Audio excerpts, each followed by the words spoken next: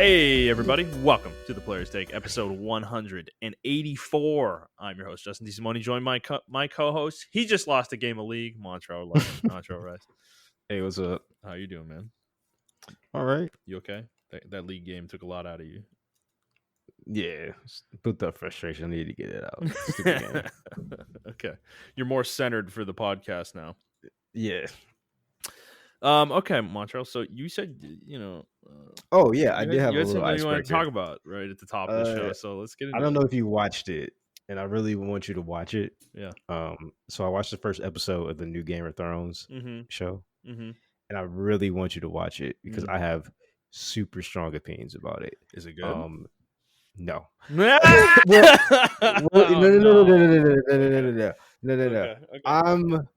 I'm not going to say no or yes. To be honest with you, I just say no just to be saying no. But I have really strong opinions about the show. Me and Deanna watched it last night, and she's been a Game of Thrones fan since the franchise came out. I haven't been. Yeah. But she did say some things that I noticed as well. One of the things being they took a lot of power away from the women in this version of Game of Thrones. Mm-hmm. You know, I mean, I want to see if you notice it too when you're watching the show. When you watch it, it's out right now. It's an hour and 5 minutes long. But there are a lot of things in there that seem like they were just checking it off to be checking it off. Yeah. Like, was this in the previous Game of Thrones? Yes. Violence, check. Nudity, check. Tomboyish girl, check. Yeah. And I was just like, I was trying to go into it with an open mind and not compare it to Game of Thrones, but the show was comparing itself to the older Game of Thrones so hard that I could not turn away.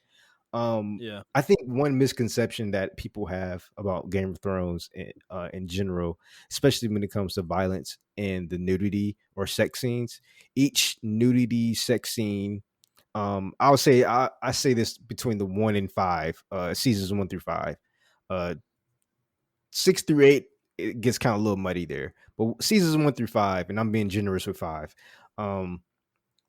each graphic scene that you had a purpose to it. It was a build up to it. There was some sort of purpose to it. It was never just doing it to be doing it. I mean, even if there wasn't I gotta say though, you remember the scene with Littlefinger in the brothel where the okay, I was just about to bring that up, right? And girls are going down on each other. Oh my god! I mean, I'm gonna be honest. I actually genuinely like that scene for how batshit insane it actually is. But well, that's what I'm saying, right? So I kind of said the same thing to Deanna, right? Because she was making these points, and there was some really good points she was making, and she was just like, yeah, each scene had each one of those caveats had a point to it at the end. And I was like, yeah, but what about the brothel scenes, right? And she was like, yeah, but you go to the brothel scene, there's an important conversation happening in the background. Yeah, people are fucking in the brothel. That's what they're trying to make. The point is that this shit goes on in the brothel house, but they never linger on it. It's maybe like a 1 second or a 10-second shot or something like that. And then they're going to having a conversation in the brothel scene with Littlefinger or whatever, because he was an integral part of the brothel. He ran the brothel. And I'm like, okay, that makes sense. And here, the nudity doesn't make it. It literally seems like, bro, they're just like, yo, Game of Thrones is about violence and sex, and that's what everybody go for it. Uh-huh. And I watched it, and I want to see it. That's why I want you to watch it, because maybe I'm too hard on it, or whatever. Because sometimes me usually have different opinions on stuff like this. But it just seems like there is political intrigue there, which I like. I actually like the political intrigue part of it. I don't mind it at all. Actually, I don't mind the characters at all. Some of the wigs on some of the characters could be a little better, but I don't mind the characters at all. Yeah. There's that one. There's that one Targaryen guy with the long blonde hair. Yeah, he looks so bad, dude. Yeah. I don't. Okay, I'm gonna be honest with you. Amanda wants to watch the show, so I might. But y'all gotta watch it. I'm not like, dude, I have been ruined by Netflix. Okay, I am a binge watcher with TV now. I don't watch shows week to week. I fucking hate doing it. like Game of Thrones was probably legitimately the last show I actually watched week to week that I can remember doing that with, and maybe Attack on Titan, I guess, season 4. But even that, I remember like I binge watched like the first like half of season 4, and then I watched like the next couple when they came out, and then I was just like, I'm just gonna wait till this is all out, because it's just like you don't get anything out of a single episode, like a lot of the time. Now it's better with like HBO shows because they're an hour generally, but Yeah. so I'm kind of like that now. Like, dude, I have so many shows stacked up that I haven't watched because I'm kind of ambivalent towards TV at this point, because I feel like TV as an industry, like Netflix, it's definitely on a decline. no, in my opinion. Netflix revolutionized television for me with streaming, first of all, but second of all, the fact that they release their shows all at once, everything's out. Like, they respect me as a viewer and they respect my time. And then we've had this, and then everybody started copying that, right? Like, a lot of these other streaming services started doing the same thing, and we have had this regression over the last 5, 6, 7 years. I feel like where all the streaming services except for Netflix are now doing weekly release models, and it frustrates the ever loving shit out of me, dude. Like, I haven't watched The Boys season 3, and I fucking love The Boys, but I haven't watched it because like Amazon did that bullshit where they're like, "Oh, we're doing weekly release." I'm like, "Fuck you, dude. I don't want to watch it weekly." Like, Yeah, I haven't watched The Boys either because it's been weekly. yeah, it's been done for like a month or two though now, dude. Like, it's not like it's done. We can watch it. It's fully out. Yeah, like season 3. it's fully out now. Yeah, And but yeah. the point I was just trying to make was like I think you should watch the first. I would usually do watch the first episodes of like new stuff just to see if I like it. I'm like, all right, I'm gonna stay away from it for a couple of weeks and then I'm gonna come back to it. Yeah. Well, this show I will definitely. I don't know. I'm hoping it's that first episode. I usually give shows 3 episodes. Yeah. That's my gist. Yeah. I'm hoping like it was just the first episode. I mean, you got to give it time, right? I think let this season play out. And I think to the comments about them depowering like women having less power in this show, I'd kind of let that play out too before I cast judgment. Maybe that's an arc they're trying to have, in the show. Yeah, like, Justin, it's just it's one scene though. Is it something overt? I mean, I'm speaking in ignorance, so Yeah, I mean, yeah, I that's what I'm not trying to spoil it. So it's like it's just one scene though that's like really bad. Okay. Like they linger on it for so long, and it has to do with current events too. Well, I don't think it has to do with current events. It was just the timing of this scene and then current events, and I'm just like, yikes! I'm not really feeling this. Like, yeah, man. I don't know, man. It's just well, I think the other thing I'll say with Game of Thrones right now, obviously the end of the series on HBO was really bad and kind of put a sour taste in a lot of our mouths, including me and you. So that's another reason I haven't been like super jived about this. Everything you're saying to me is not a surprise to me whatsoever. This is like Game of Thrones is Game of Thrones. It's gonna be what it's gonna be, right? The original show had gratuitous violence, gratuitous sex scenes. Like I know you're saying that some of them had. I personally feel like a lot of them could be taken out, and you would lose very little in that show. And I mean, I'm sure I'm gonna feel that way here. So I bet the thing is they're being true to the universe they've established, though, on HBO. So is it a bad thing necessarily just because it's there? No, not really. But it's one of those things, as they make more of these shows and they keep doing the same thing over and over and over again, dude, it's going to get really, really, really tiresome eventually. And like this show, we might already have hit that with this show. So I don't know. I don't know, man. It's just when I watched the original Game of Thrones, right? Yeah. Maybe in the later seasons, like season 5 or 6 or something like that, there were probably a couple scenes where I was just like, okay, that definitely not needed. Like, we didn't need that shit at all. Yeah. But seasons like 1 through 4, like, bro, I think every scene hit, every violent scene made sense. Even in the first season, there were only like 2 fight scenes. No, I agree with you. Yeah, no, I mean, I think in the first few seasons, the show was a lot more deliberate with some of the stuff they were doing. Yeah. But there's a lot of sex in the early seasons though that like shit with Theon and fucking like Tyrion, and it's just I don't know. And Daenerys even for especially like I think Daenerys' stuff is the stuff that probably got to me more than anything. Yeah, they did show a lot of nude shots of Daenerys. They were so gratuitous with putting her in nude scenes like throughout the entire run of the show, and it's fucking weird, Yeah, they did do that a lot with her. I will say that. But even with the nude shots, they lasted for like maybe 10 seconds at most. Yeah. I can't remember a sex scene lasting. Like they may do a couple of pumps, or are you you may get saying to there's this is like a porn bro aspect to this? Like there's literally like a 5-minute like whole nude scene, bro. Yes, dude, bro. you're kidding me. Yes. Oh my god. Okay. Because me and Deanna are looking at each other like, I don't like sex scenes in shows at all. Yeah. She doesn't mind it though.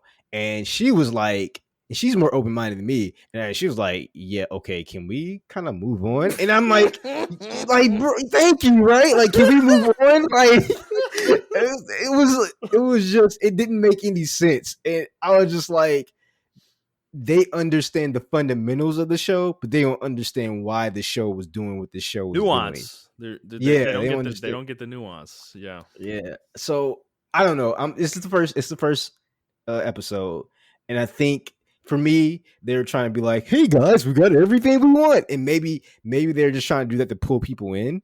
But I don't know. I think people, us as a people in general, have grew up from like, we're not our parents who just like, oh, sex and violence, I'm gonna come run and watch this TV show. Like I tend to think we're a little bit more evolved than that. Yeah. Maybe not. I don't fucking know. But like, no, I think you're right. I think our generation has more of a, I'll say like a distaste for sex. I think than a lot of older generations do, for sure. Like, yeah. Yeah. But I don't know. I'm very interested in the next couple of weeks. I wish you can watch it like as soon as you got off the podcast. I mean, but okay. I'm gonna go talk to my wife and see. She was really excited about it. She wanted to watch it like live every week, and I kind of was like, why? Why are we gonna give HBO 4 months of money when we could wait to the end and give them 1 month and watch it all like in one go? It's like, yeah, I don't know. But it's fine. Maybe I'll include it with my YouTube TV subscription. I'm pretty sure you can do that. Okay. Because football is about to start, so. Yeah, so I don't know. I'm very curious what you think about it. Okay. Like I said, it's the political part. I think they're still spot on with it. It's still a little shallow, but it's there. Yeah. It's the first episode. I mean, the first episode of the first show didn't have that much political intrigue. It was just wild. No, the first episode of the original show all took place in Winterfell, right? Oh yeah, no, except for there was some stuff in Pentos too, if I'm not mistaken. But yeah, but that was really it. Everything took place in Winterfell. Like everybody was there pretty much in the first episode of the original show, and the political intrigue happened at the very end of the episode. And that was pretty. Yeah, that was what kind of kicked it all off. But yeah, so all right. Well, hi everybody. This is the Player's Take. This is our weekly show where we talk about video games, video game news, and other topics pertaining to video games. And sometimes we talk about TV shows and other shit like that. We post at 6 a.m. Central Time on Fridays on Apple Podcasts, Google Podcasts, Spotify, Stitcher, and your favorite podcast app of choice. If you'd like to send us questions, you can do so on Twitter at The Player's Take, or you can send us an email to theplayerstake01@gmail.com. All right, Montrell, let's get into the show proper. We have a decent amount of news this week, but let us start like we always do with what we've been playing. Do you want to go first this week? Yeah. So I beat Xenoblade Chronicles 1. I think I already talked about that, or maybe I didn't. I don't know. I think like the game. You did. Okay, yeah, cool. So I beat Xenoblade Chronicles 1. I'm on Xenoblade Chronicles 2 now. I put X to the side. Of course, I've been playing Apex Legends too, but I didn't really include that. Day before yesterday, rather, I was super frustrated with the game. I don't know what the fuck was going on, man. With Apex. I Yeah, mean, man. dude, it's a night by night thing. I think some nights are better than others. You know, it's Yeah, like that night on Saturday. I think we played right. We had like 3 or 4 wins yeah. That was a good. in That a was a good few night. hours, and yeah, I feel like we had a fucking great night. That was super fun. I mean, is it? Are we at the point with Apex where it's if we don't win, we have a bad night? Like, is that where we are with it, or do you think I it? feel like as many games as we go through in Yeah. Apex in a given night, Mhm. I feel like sometimes we deserve a win. Well, Like we deserve one win. do you think it's more you think it's just that's just a coincidental byproduct of the hackers and matchmaking issues? That You yeah. you know what? I don't think it's if we win. I think it's if we have a good even game. Because there are some nights where we get second place or third place, but the fights that we have are like really fucking good. And we're Yeah. like, yeah, they just Yeah. they just got the better hand of us, or circle fucked us or something like No, that. that game we were playing with snakes. You were in that one, right? I think you were I dead. think I think so. you were dead like half the game. Over half the Yeah, game. man. Like me and Snakes we were fighting like 8 fucking teams at once in Kings Canyon. Oh my god. Like Yeah. we've had some moments in the past couple weeks like that I'm like genuinely like, dude, this is why I love BR. Like that battle was fucking insane. When I say 18s, I'm actually underselling it. I'm pretty sure it was more like fucking 12 or 13 teams showed up. No, I'm like not fucking dude. We like landed. I think we landed like containment, right? And then we ended up going to the area that like hill near containment that Yeah. like Yeah. used to have buildings there that they took out. And dude, we spent the entire rest of the game in that spot, like literally within 200-300 meters of that area. For the Yeah. entire rest of the fucking game because we heard combat over there and we're like, it's a mid game. We want to get some kills, get like level our armor, get some better weapons and attachments and shit. And we go over there and we start fighting, and there's like 2 or 3 teams, besides us already fighting there.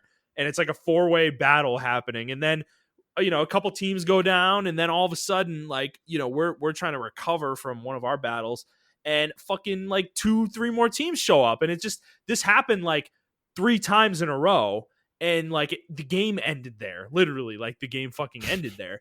And it was fucking bonkers. Like Montrell went down, I think once, and we happened to revive him somehow, and then he you couldn't get looted, and then somebody killed you again, dude, while we were trying to fucking get you up. It was the fucking And Vantage, bro. yeah, I got taken out by Vantage that night so many times. yeah. I was like, I legit hate this character, but I was like, whatever. It's not that it's an unbalanced champion. I just think, I don't Well, know. I think it's That shit is the issue is crazy. there's everybody's playing her right now, right? It's gonna calm Yeah. down eventually, like it does with all these characters. She's not gonna be meta. Like I don't think she's gonna be meta long term at all. Mm-mm. And I think it's annoying that she's in a lot. So prevalent because having 2 or 3 of these Vantages shooting at you, dude, like they're gonna kill you. Like between the 3 of them, like they're gonna combine their fucking powers and murder you. And Yeah. I'm gonna be honest. I feel like snipers are actually weirdly becoming more prevalent right now. It's interesting. Like people, I didn't think about this as a byproduct of the wingman change, but the fact that the wingman is a sniper now and uses sniper ammo, people are picking up snipers early game, playing with a sniper and switching to a wingman later because they already have Yeah. the attachments. So Yep. I'm finding that to be interesting. Seeing that because I'm seeing a lot more sniper play, not just Vantage using your ult, like legitimate snipers, sentinels and longbows and stuff. So I think the game's in an interesting spot. I think I'm enjoying it. I kind of want to play tonight actually, because we haven't played in a couple days. Well, did I play yesterday? I don't fucking No, remember. didn't y'all go to Oh, that's right. We played Magic Magic yesterday? yesterday. Yeah, I didn't play shit yesterday. I didn't get Yeah. home. I I was didn't like, get home till like 12:45. So yeah, I figured y'all was playing Magic because I'm like, damn, nobody in the group chat. They just abandoned me. dude, I don't want to get into this like too deep, but yeah, we were there way longer than I think any of us intended to be. The match, because we had 8 people, we split it into 2 pods of 4, and Mhm. the other pod completed 2 games while and we were on. They completed 2 games and left before my pod completed 1 game. Wow. Well, our game was fucking insane. It took 5 hours to finish, I think, overall. So it was silly. But anyways, yeah, Apex. Like I think the maps right now feel pretty good. I like where most of them are at.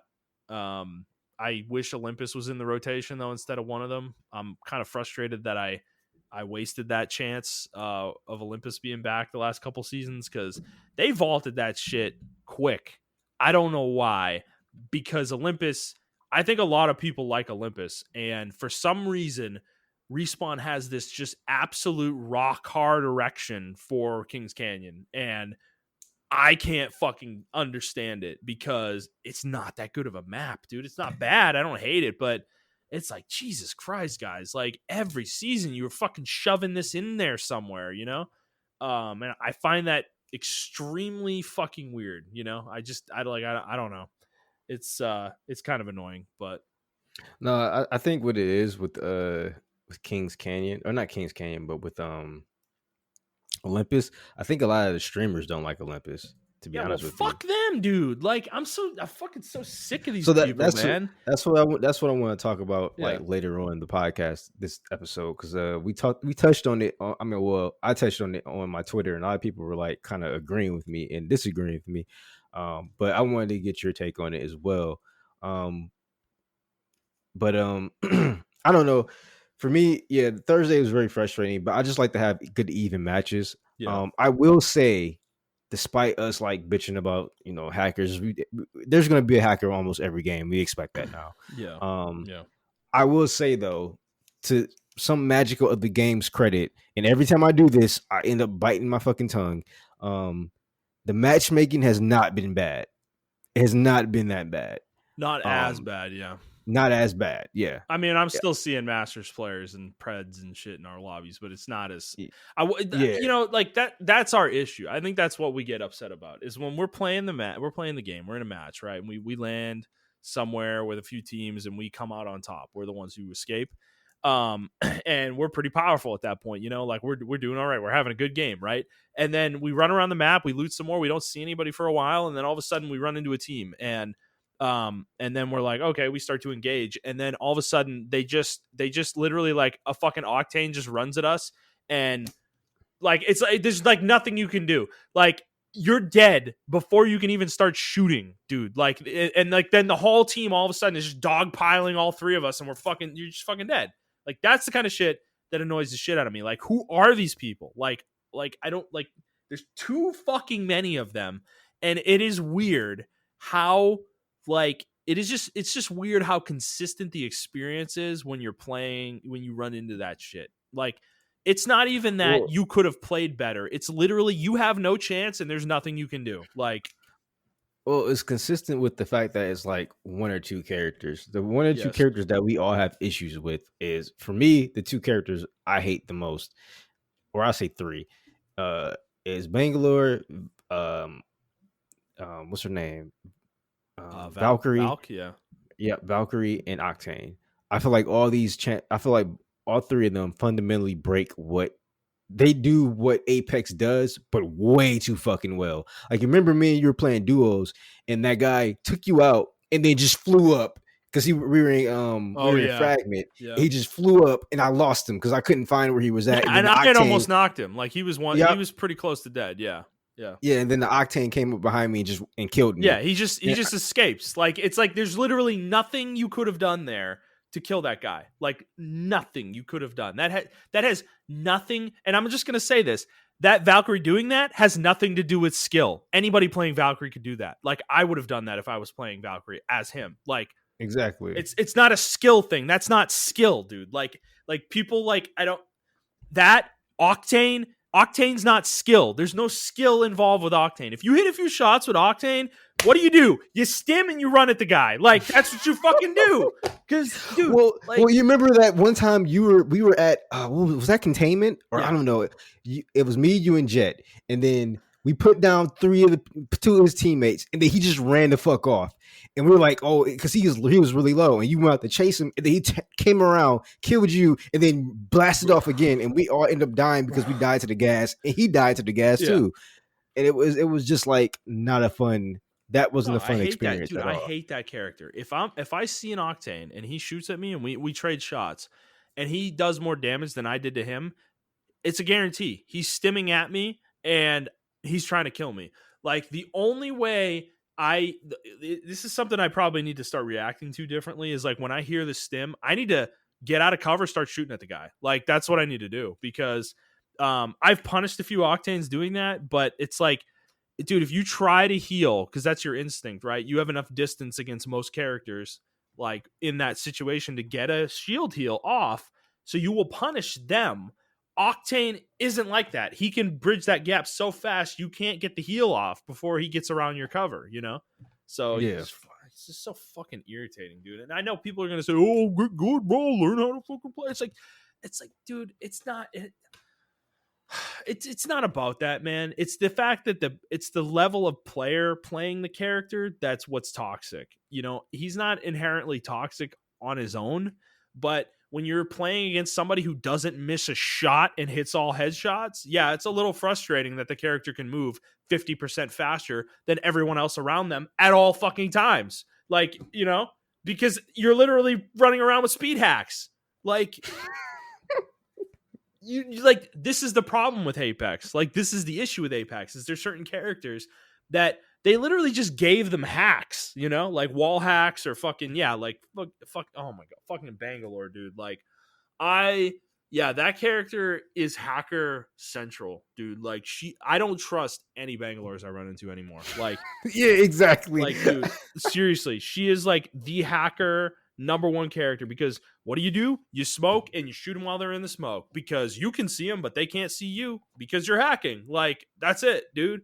And guess what? She also has a speed hack because you shoot an 100-meter radius around her and she gets a 50% fucking speed boost. Like, it's just fucking bullshit. I hate that character, man. I hate them both. Like, I kind of agree with you. I'm starting to get sick of seeing them, and I'm gonna be frank. I'm just gonna be bloodthirsty with them at this point. Like, if I see them, I'm fucking killing them, dude. Like, I'm putting them down, and I'm fucking putting them out. Like done. You play that character? Fuck you, dude. Like, get fucked. Play something else. Play a different character. Play Pathfinder, bro. Pathfinder takes skill. Like, Pathfinder actually takes skill to play. You know? Yeah, you know what? I don't find myself, even with like the Wraith or whatever, right? Like, I feel like they have counterplays. When Wraith gets out of her portal, just kill her. Follow her, dude. Like, if she uses it to escape, that's the thing with her. If you're the only time her void works is when there's chaos on the battlefield. You can't follow her because it will get you killed, you know? Like that. Exactly. That's the only time it works. If you're in a 1v1 team situation, dude, it doesn't do anything. Like, if an idiot lets you run away with their void, like with your void, like, okay, good job, bro. Like, the only thing the Wraith can do in that situation is hopefully run towards her teammates. That would help. That would save her. But a lot of the time, if you use it and you run away and you're not near your team, dude, just follow her and put her out. Like, there's nothing special about it. So, well, not to mention, it has a long startup time. It has like a 1 second or 2 second startup time. Yeah. So, I mean, she can't fire anything. And I think like with Pathfinder, you just have to be really good with his hooks. If you're not, then you're going to be trash with them. And that takes a certain amount of skill. So I don't know. Like I said, the game feels okay. It's just certain characters that I think they need to like retweak or just completely remove, which they're never going to do. Yeah.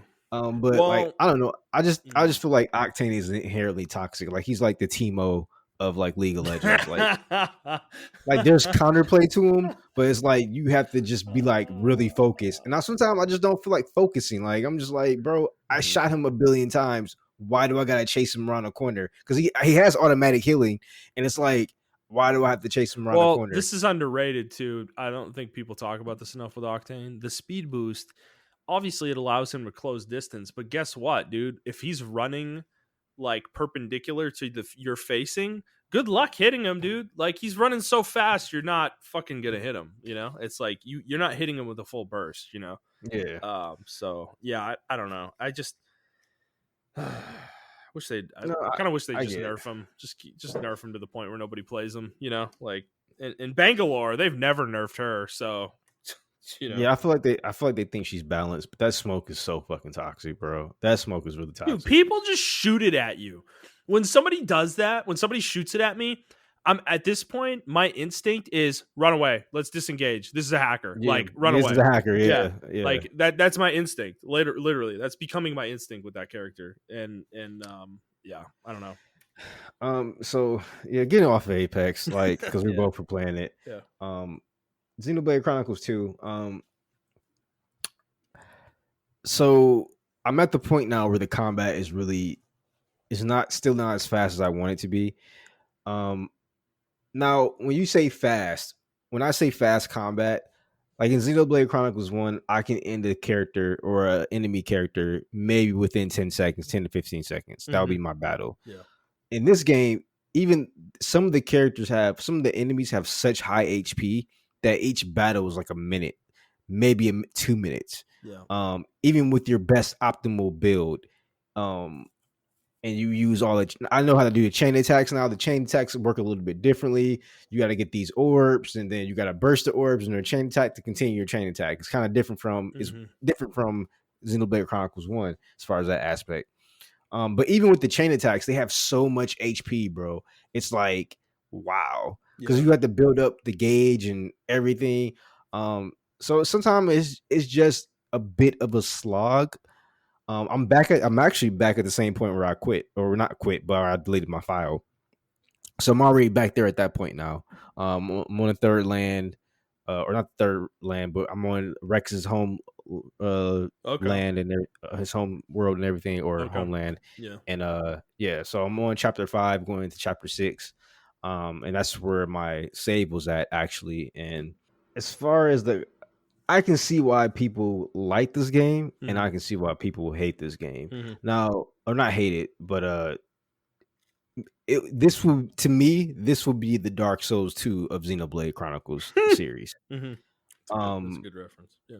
Yeah.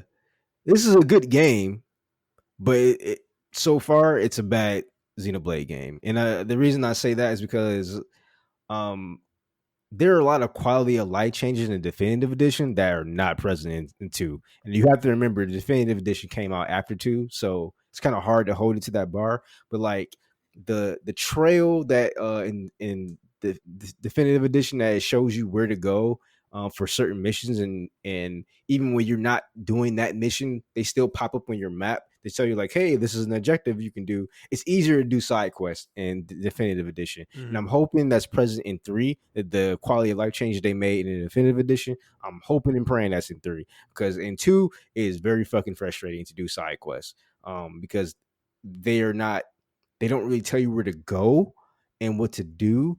And my problem with Xenoblade, I don't know why it felt kind of natural in 1.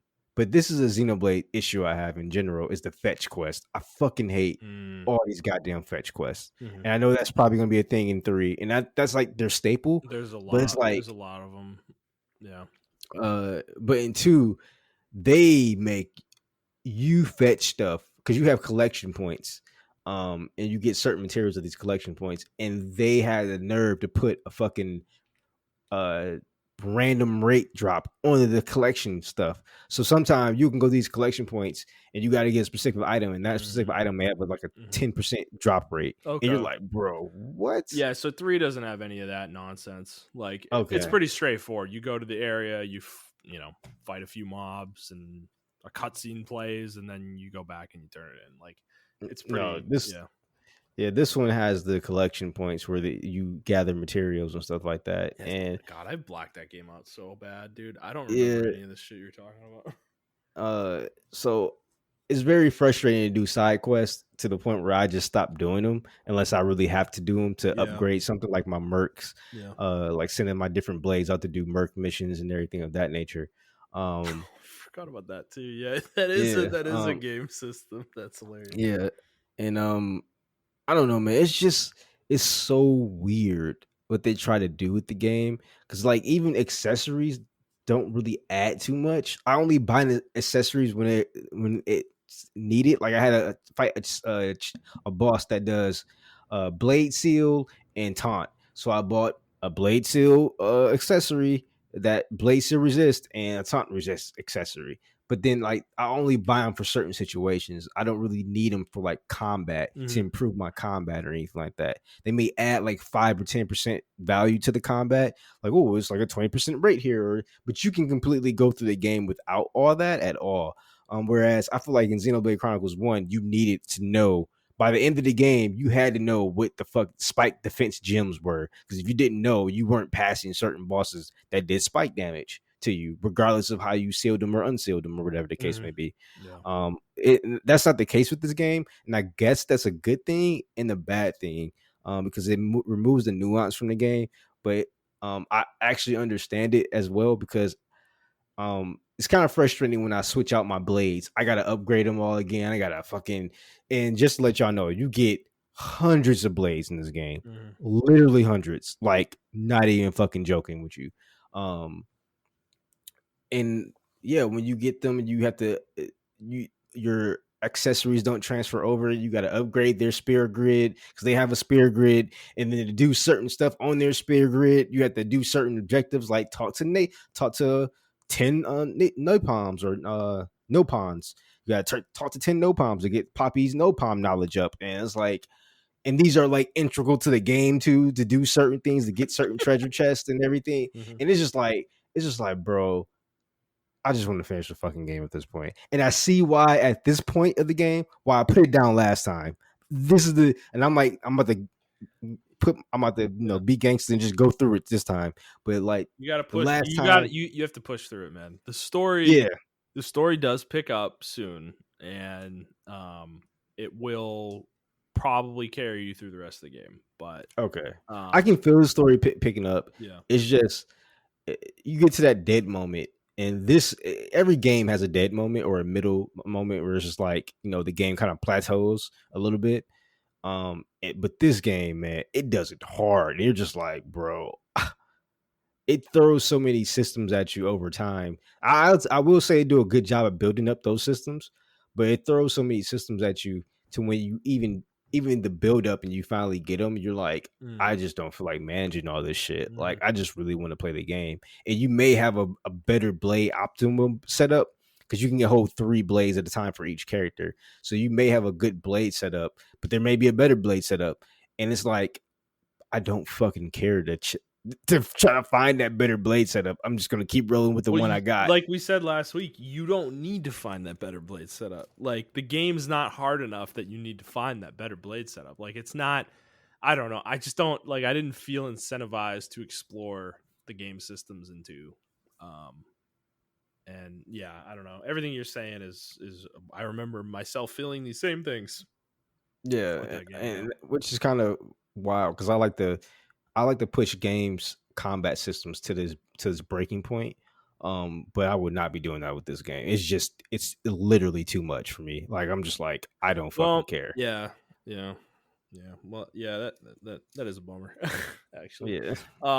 Because I'd like to hear your thoughts on like when you do go pretty deep with it, like what you feel about it. Because I never really did that. I don't remember doing that much with 2. Well, I'm already at the deep point of the game as far as the combat. I don't think they're going to introduce any more systems to you. Maybe I'm wrong, but I don't see them. I already have the blade canceling. There's a few. I already have. There's a couple things I think still left. Okay. Yeah, because I already have the blade canceling. I already know the chain attacks. I already have the driver topple system down, which I think is really cool. Actually, I already have all my setups for all my blades and everything of that nature. Yeah. So I don't know the blade arts attacks and the blade chain attacks, the driver chain attacks, the regular chain attacks, and there's too many things, too many terms. So I already have all that stuff down. It's just okay. I don't know. Well, so with 3, I'm still playing 3. I will say I slowed down significantly this week. I did not play at all last weekend. I only played a little bit a few nights this past week, probably. Now, I did manage to push through the story to a point where it's funny. I felt like there was a lot of game left, and I feel like this always happens to me with Xenoblade, where I feel like there's still a lot for the game to resolve, and then you get to a certain part in the story, and then all of a sudden you're like at the end of the game. And I think I'm very close to that point because I'm in chapter 7 now, which is the final chapter in the game. And something pretty big just happened in the story, and there were some reveals for sure in it, but it wasn't like it didn't reveal everything, and there's still a lot of questions I have that the game hasn't answered, and I am preparing to go to the final dungeon, basically at this point in the game. And so I don't know. I kind of slowed down because I'm like, I don't like. I have a. This is this probably happens to you with RPGs too, where you get close to the end of the game and you're like, you want to push through the story, but you have all these side quests that you have built up that you didn't like fully complete. And I have a pretty big quest log right now to go through, and I'm like sitting there like, man, this is gonna take like 10 hours to get through all this. I'm like, I don't want to do it, but I also don't want to just not do it, because if I go push through the story, I'm not going to go back and complete that stuff, so I know myself, like I always do that. So I don't know. I'm going to try to push through some of it this weekend, I think, and get closer to the end. I I'm enjoying the game a lot. Like, I'm still having a lot of fun with the combat and everything like that. I think this, like I was saying previously, I think this game's combat is really good. One complaint I have though, that I really hope they fix with a patch in the near future, is the class system in this game is very robust and very there's a lot of things you have to set every time you swap a character's class. Like, you need to set their arts, then you need to set their skills, their passive skills, then you need to set their their fucking accessories, then you need to set their I'm fucking forgetting one other thing. But you need to set up all this stuff for each character every time you swap their classes. And the way I'm playing the game is, I'm getting everybody to rank, like maxing their rank on their current class, and then swapping everybody at once.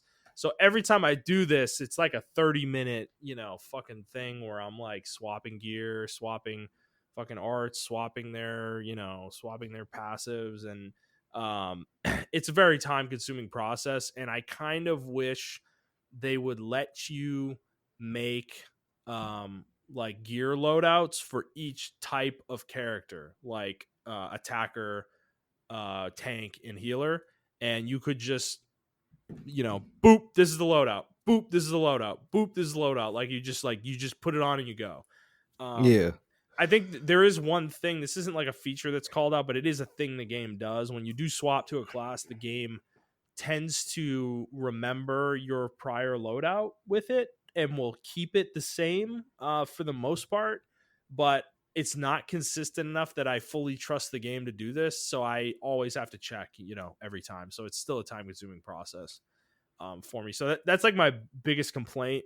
As I've like really experienced the classes a little bit more deeply and played them some more, is just that kind of like administrative, like, it's like the game's making you do like admin tasks, and I mean, I get it, it's an RPG, you're gonna do these things, but it's like the frequency of which you're having to do this is pretty high. It's every few hours, Yeah. so it's starting to get kind of annoying at this point.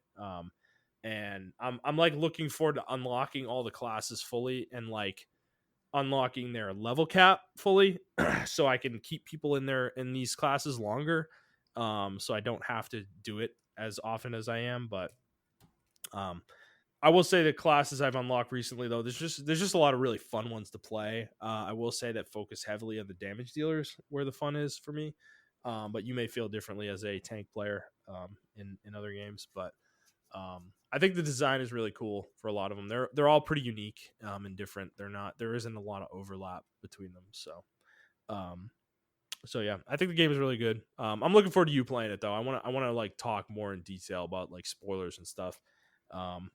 It's there's just a lot of cool stuff in it, like cool references and things like that. So all right.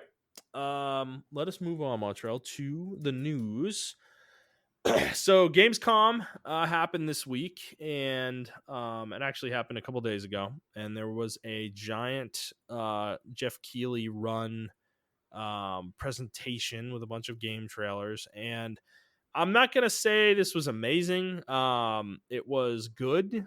I guess there was a lot of stuff we're interested in for sure. A lot of like trailers on games that we've been anticipating, but overall, I don't know if you need to watch this one personally, but that's probably up to your tastes. So, Montrell, Yeah, what I'm gonna do? Go ahead. Good. I was gonna say I don't feel like we need to go over everyone. I mean, we can go That's over the literally ones what I that was we just about to like. say. So, Yeah. this is what I'm gonna do. I'm gonna go through the trailers one by one. Name the game. If you want to talk about it, stop me.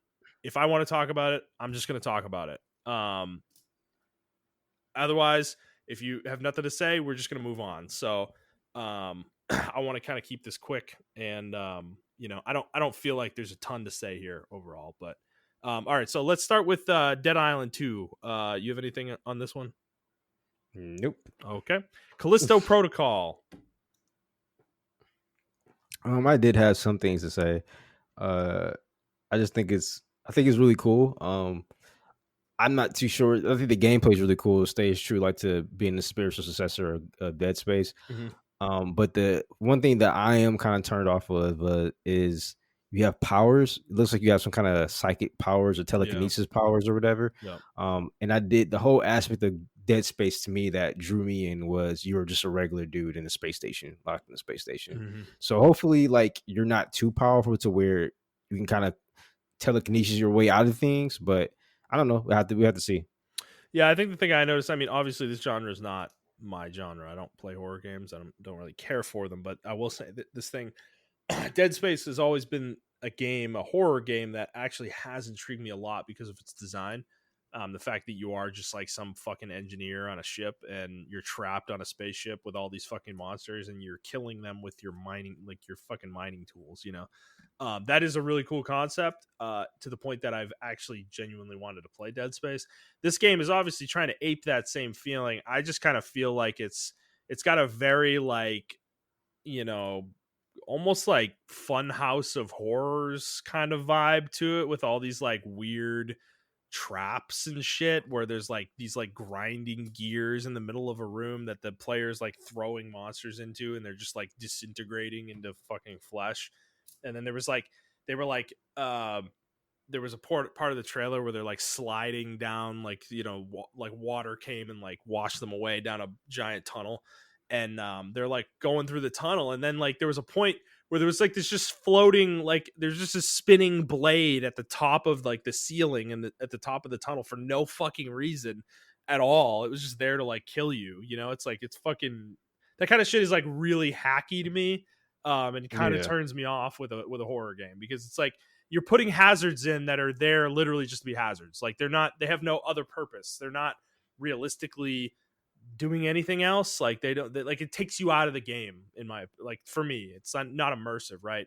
And I feel like in a horror game, immersion should be really important, right? You want to feel like you're in that moment, so that thrill comes when like you see shit like that would just totally take me out of the game. Like this is like you just put like a fucking blade coming out of the wall or some shit, there just to fucking fuck with me. It's like, okay, great. But I mean, it doesn't look bad. Like it looks.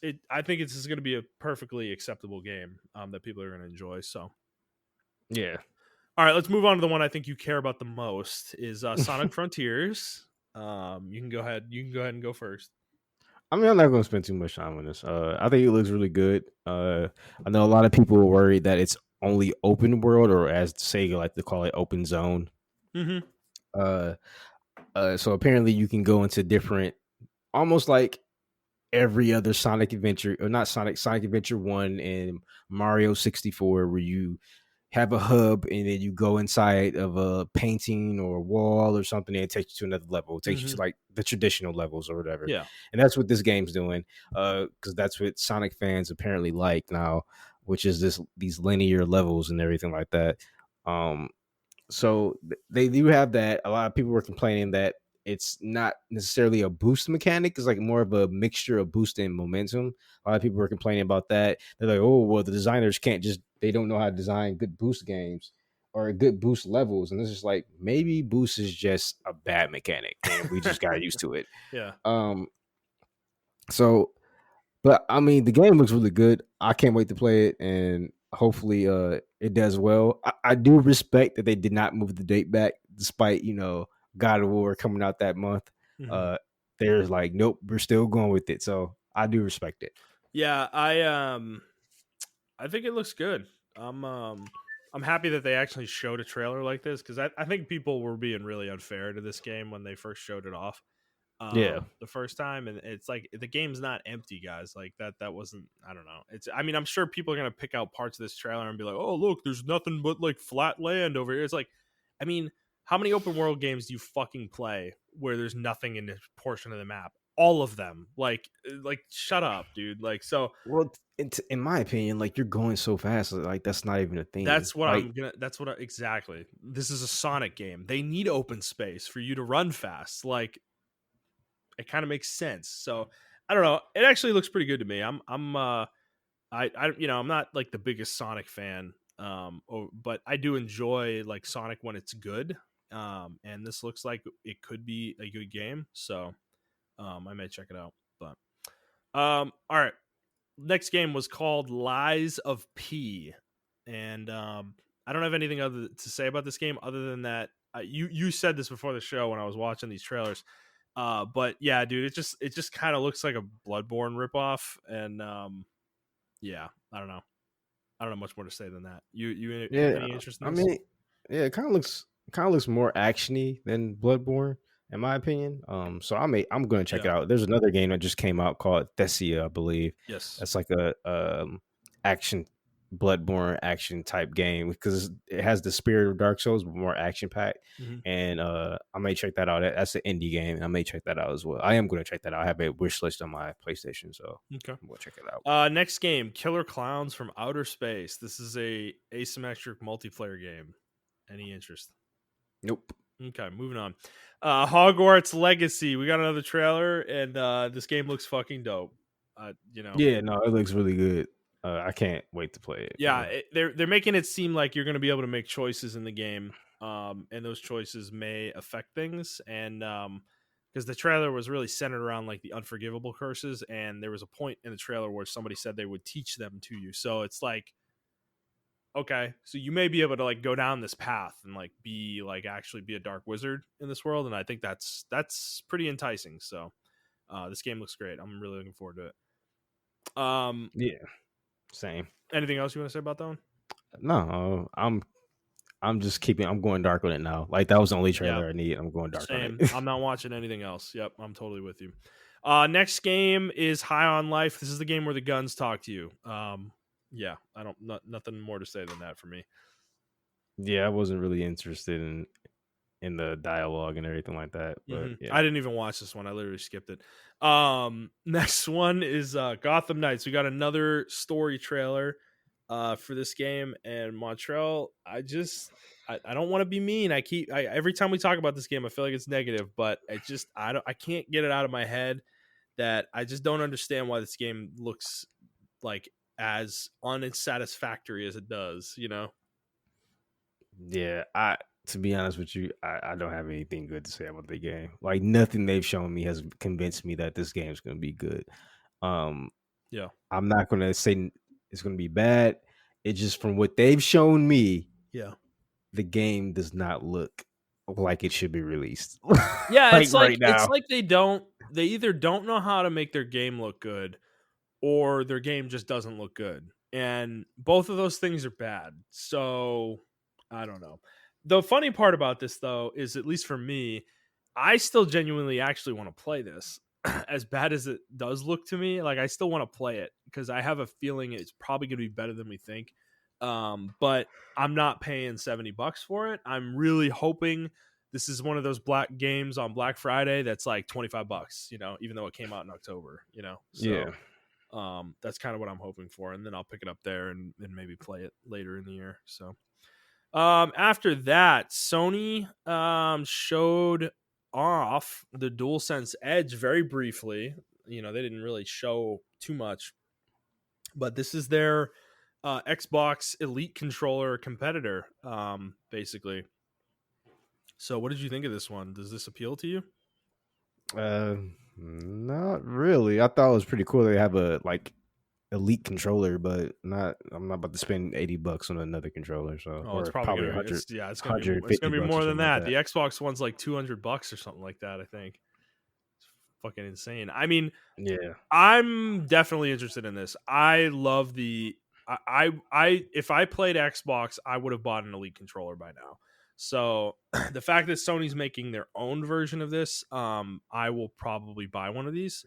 I'm very excited for that in the PlayStation side. What I will say too, I think the fact that they're doing this does open the door for the possibility of getting a Xbox Design Lab style thing for controllers, where you can kind of like customize your controller, make your own, you know, combination of colors with some decals or something like that you want to put on there. That yeah, would be really cool too. So I hope they do that.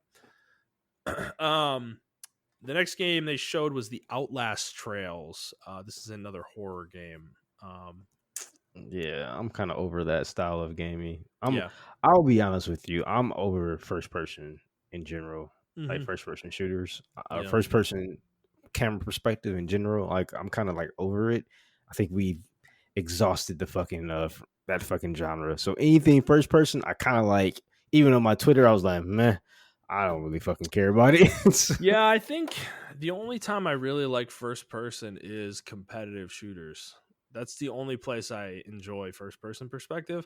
Dude, I don't like I'm thinking of like games like Dishonored or Wolfenstein or Doom or, stuff like that, or the myriad of horror games that are first person. I am in the same boat as you. I do not enjoy the movement of first person that much a lot of the time. Apex is like a significant exception to that, because I think their movement is just like top notch. Some of the best shit we've ever seen from a first person game. I don't think most games get anywhere near that a lot of the time, and Yeah. I kind of agree. I don't know. It's just I think it's played out. Like I just don't know. I'm with you. I just don't know where you go from here. Like how do you innovate in that camera perspective? Yeah, it's kind of sad. Like even with Halo, I like the direction they took Halo 5 as far as like the movement. And but then people complain like, "Oh, that's not Halo." Even with Halo Infinite, and everyone's like, "Oh, that's not Halo. You're moving way too fast." And it's just like, I mean, these are Spartans. Like, there's, I don't know. It's just like every first person shooter, though. Even with Doom, Doom has really good movement. I Yeah, played Doom. yeah.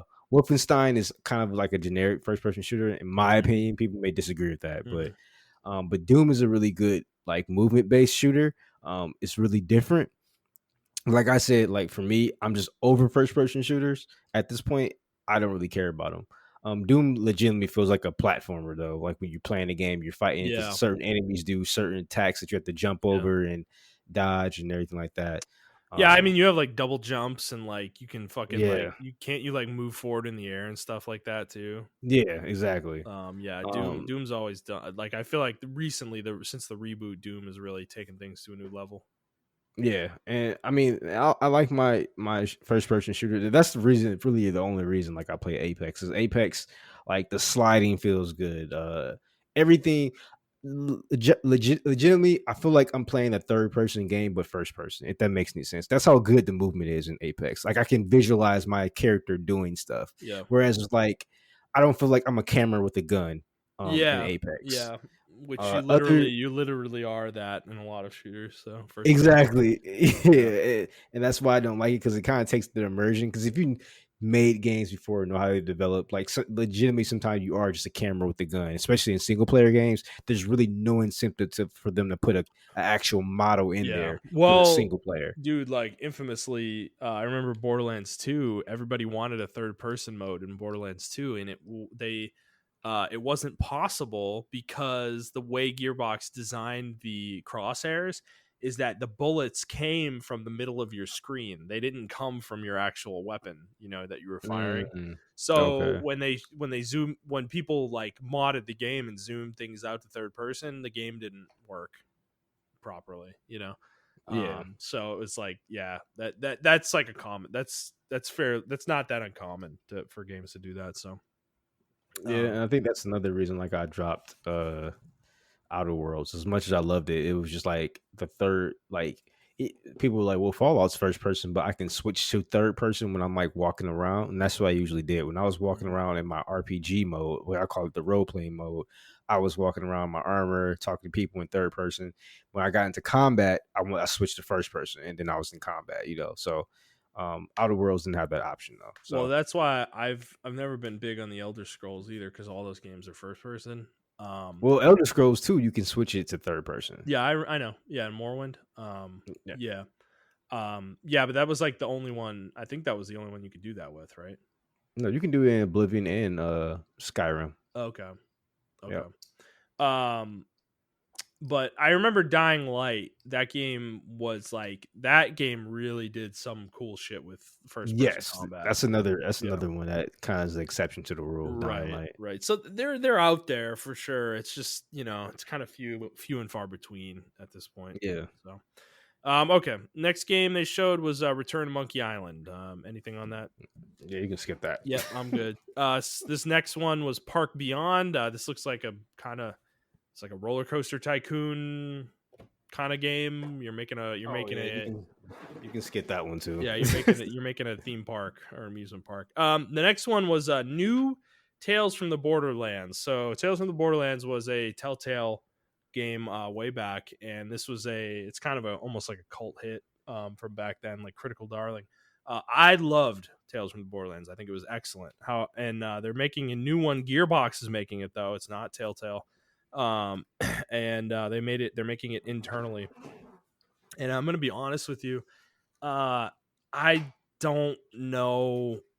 I want to play this cause I really like the first game, a lot, but I just didn't find this super appealing, at first blush. Maybe the future trailers will change my mind on this, but, I think what they showed was just not like super great. I don't know. How did you even care about this? No, I didn't play none of the Tales of the Borderlands, none of the Tales of the Borderlands. I didn't play them. Okay. I'm not really a Telltale guy, so that's just my preference in gaming. I don't think it's bad. I don't think the style of games are bad or anything like that. I think they're really good. I just they're just not my style of gaming, per se. I don't know. I will say, like, I did notice, like, I've been complaining about it on my Twitter for the last couple of days.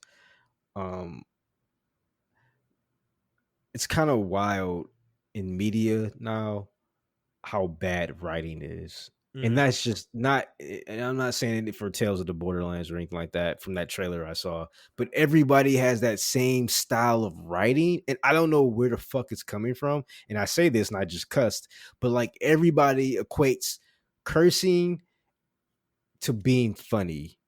And everybody's cursing and everybody's yelling really loud. And I'm like, is this what American writing is now? Like, I actually like foreign stuff now. Like UK shows, they know how to write without everybody yelling and cursing and everything like that. And it's like I'm making it sound like I'm a Christian right now or something like that. But like, get careful, it's just, dude. Like, it's just the nuance behind stuff. And like, I don't know, stuff used to be funny without all the the quirky quippy shit. And it's like, I understand that's how millennials talk now, so we're writing the way millennials talk. Maybe I just hate the way we fucking talk now. I don't fucking know. I think but like that's probably what it is, dude.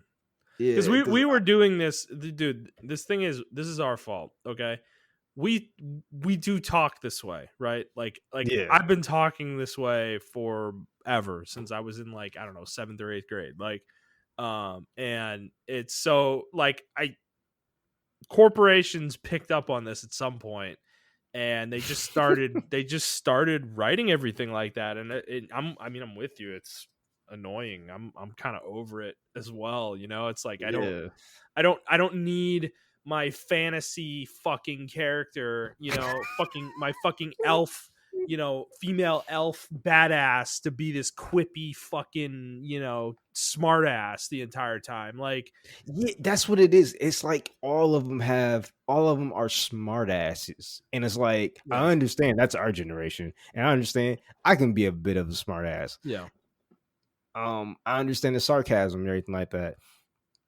But it's like, I don't know, when I'm seeing it in my sci-fi shows, so I'm a big sci-fi guy, yeah, and it's like, man, I just remember like when I watch Star Trek now, and it's just like it used to be like a really philosophy-based show. I don't really care about all the other, politics around all that other stuff. I just like the writing. And it yeah. used to be like it was a drama. They treated the show like a drama. But now when I watch Star Trek Discovery, I actually like the action and stuff like that of Discovery. But it's just like it's quippy. It's like, oh, it's that JJ Abrams quippiness. And it's like, I guess we want to modernize it for how the way we talk now. But it's Mm-hmm. just like every show and that's what I got from Tales of the Borderland, bringing it back to that. When I was watching it, I was just like, yeah, Tales of the Borderland always been this, but it's like, bro, this is so 2008. That's what it is. Just played Everything's out. stuck in Yeah. like 2008, Yeah, it's 2010. played out. Yeah, no, Borderlands specifically is stuck in like 2010. I feel like you're like, Yeah. dude, like no, all their jokes stem from like, dude, like Borderlands 2 in the moment, like it came out in 2012, right? So it was relevant Yeah. at that time. Like their jokes and stuff were funny, like genuinely funny and like actually made sense and worked, and their references and stuff worked. And now it feels like they've been stuck in that game's humor for 10 years and they like can't escape it. Tales from the Borderlands, like, by the way, this is why I recommend that game, because that game feels completely different from every other Borderlands game in terms of writing and Mhm. everything like that. Like, it is completely divorced from the rest of the series in terms of the way it's written. And it is genuinely funny. It genuinely has great moments. It genuinely has great character writing. Like, all those things are there because it's not trying to be Borderlands, like, specifically. It's still Borderlands, like it's in the Borderlands universe, and characters are in that game, which is actually really cool. It's a really cool aspect of it, but that game is like its own thing. That's why Yeah. that's why it's so good. And this is my issue with this one, is that this feels more like traditionally what they've been doing with Borderlands lately. And dude, like, I mean, it's well trodden on this podcast. If you listen to me talk about Borderlands 3, I fucking hated that game.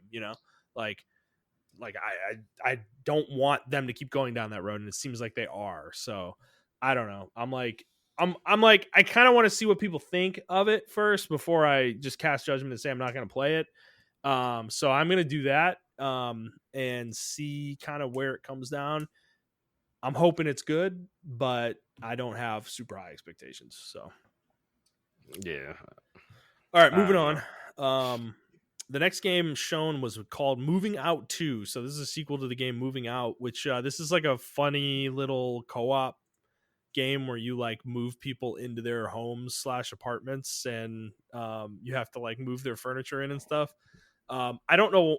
This game has always appealed to me. Like this series, I wanted to play the first one and I never did, but I probably won't play this one either. But I do think it genuinely looks interesting as a game concept. So No, I really want to play it too. It looks really fucking fun, to be honest with you. yeah, it depends on. It says come in 2023. It depends on how much it costs, dude. I mean, I'd love to co-op this actually if you can do it over the internet. So that might be All one to right. look into. Next game, you said you actually were genuinely pretty interested in. This one was Moonbreaker. This is like a tactical, miniatures game, basically in video game form. Yeah. I think it looks really cool. I'm hoping it kind of takes off. And I know you complained about it earlier, but I'm hoping like was it Wizards of the Coast or something? Yeah. Whoever owns Warhammer, look at this and be like, hey, let's get this team to make a Oh, Warhammer 40K game. Games Workshop. No, Yeah, Games god Workshop. damn it, Yeah. dude. No, fucking god, dude. No, okay, Montreal. No, stop with the 40K shit or Warhammer shit. Okay, the perfect Warhammer game has been made. It's called Total War Warhammer. Like that is literally Warhammer in a video game. Like literally Warhammer in a video game. Like the board game, straight up in a video game, like the tabletop game. So I don't know. I just you're probably right. We're gonna get something like that if this is popular, but It does look cool though. You can like paint your miniatures and stuff in the game, like in game, and the game plays like they're actually miniatures. Like they don't move for the most part. Like they don't like the mini part doesn't move. Like the actual full mini does move around the board, obviously, when you're doing stuff with it. But so they're kind of dedicating themselves to the tabletop idea. So Yeah, and it looks really cool. And I think that's actually pretty cool. How like so the way he's describing it is like the way you play Hearthstone or was terms of animations, right? You have the cards in the field and they do different animations around the cards, but the cards themselves don't move, if that makes any sense. So that's how it's tabletop, like that version of that. You have the miniatures and they may like jump in the air, but the miniatures themselves don't have any animations, but the thing jumped in the air and did a blast or something like that. And it just looked really cool. So I'm really interested in it and seeing how it kind of takes off and see how people gravitate towards it. All right, next game is called Marauders. I got nothing on this one. You have any interest? What was Marauders? I don't remember that. Very brief trailer. They were like raiding some like spaceships. Oh yeah, it looked all right. I don't know, it's first person though, so I kind of blurred it out. Yeah. Next game was Honkai Star Rail. Oh brother, this is from MiHoYo. Yeah, this is in their Honkai Impact, I'm assuming, universe. Yeah. Montrell, oh brother, that's all he's got to say on it. I mean, I don't know. It looked trippy as hell. So it's called Honkai Star Rail. So we'll see what that one is. It's a gacha RPG. It's a gacha JRPG. Oh, is that what it is? Is it actually out? Are they just advertising it? They have gameplay. They have gameplay of it out right now. You can look at it. Gotcha. Well, don't worry. The game I'd actually play of theirs is coming up. So. Oh my god. Next game shown was Homeworld 3. So this is I think this is a new Homeworld game that Gearbox is making. Like genuinely like a new release in the franchise. And Homeworld is a space battling RTS, basically where you battle other players in space, but RTS style. And the series is actually pretty popular. I've never played it, but genuinely looks fucking awesome, dude, to be honest with you. Yeah, I never played it either, but it did look pretty cool. So I don't know, I may check it out. I know we're like clamoring for RTS, and it's like, well, here it is. This is a legitimate contender. So, all right, next game they showed was Goat Simulator 3, which looks batshit fucking insane. I'm glad this game exists. Yeah, I know. Yeah, I'm glad it exists. Yeah. There's like, oh my god, dude! Like everything they're showing in this trailer is just total funky insanity. Like, I don't know, like people's heads are like fucking being inflated in insane sizes. There's like fucking lava all over the ground and shit. Like, it's fucking weird as hell. Next thing they showed was, oh yeah, Genshin Impact 3.0 is coming, baby, and it looks like they're finally adding the Dendro element to the game, which is the only element that didn't have like a player character that you could play as. And there will obviously be new area with this as well. I am not going to go back to this game. I'm going to probably wait another year or 2 years until there's fucking like 3 or 4 zones I haven't touched. And that's going to be a very fun month for me, but I'm not there yet. So, like the game is just, the new zones are not coming out fast enough. It's like it looks like they're doing about one a year at this point. So, but that is coming soon if you are into Genshin Impact. Next thing was called Friends versus Friends. No idea what this is. It's like a furry battle royale. Wait, it is. That's what it looks like. I know. You're right. I didn't put it together until you said it, so that's why I'm laughing. Next game that was shown was something called Everywhere. I've again no idea what this is. It's another battle royale. It looks like a BR. Yeah, fucking Ray, whatever, dude. Next thing was DLC for Dying Light 2. Just looks like more Dying Light. Then the next thing they showed was Dune Awakening. Now, this didn't show any gameplay. It was a fully cinematic trailer, but They called it at the end an open world survival MMO set in the Dune universe. Oh, it's an So MMO. I didn't yeah, know that. Hmm. yeah, that definitely piqued my interest. Yeah. I will say that does sound kind of cool. I will say the concept of a human running at a sandworm with two weapons is completely insane and feels out of place in Dune. So I don't know, but that's just me. Let's move on. Next game was called Atlas Fallen. Um, this was another cinematic trailer. There was a little bit of gameplay, I think, at the very end of this. They showed gameplay. I didn't see It any kind of gameplay. peeked in. Yeah, it kind of peeked in at the very end. There was definitely what appeared to be gameplay. It didn't have any UI or anything, but at the very end of this portion. So, I mean, it looks like an action game of some sort. So, any interest, Montrell? No, because they didn't show me any gameplay. Okay. Yeah. Next thing they showed was Crossfire X Babylon. This is a shooter. I got no interest. Any thoughts? No, unfortunately, no. Okay. After that was Blacktail. This is a first person game where you shoot things with a bow and arrow. No interest. Any for you? No, because it's first person once again. Right. It did. It. You know what? I saw the trailer and they were talking. I'm like, oh wow, this looks really cool. And then they showed the gameplay. I was like, never mind. I'm not interested anymore. Yeah. All right. After that was something called Dorfromantik.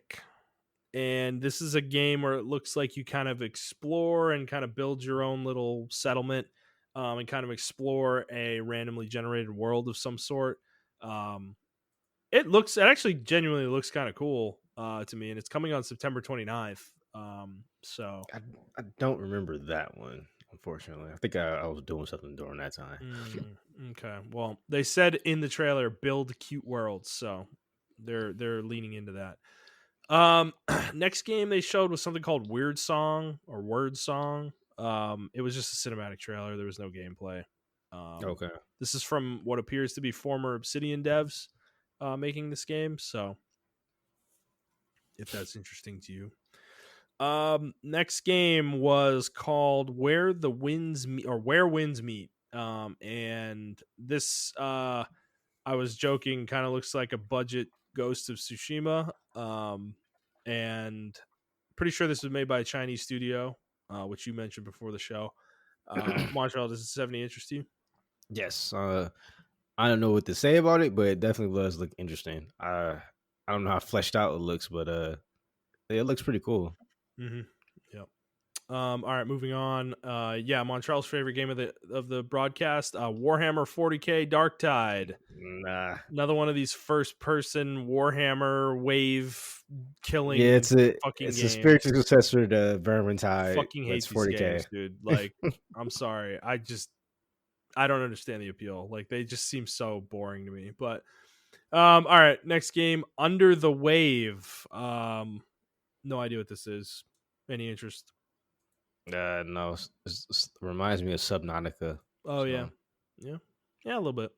All right, next game is the Lords of the Fallen. This was just a cinematic trailer as well, no gameplay.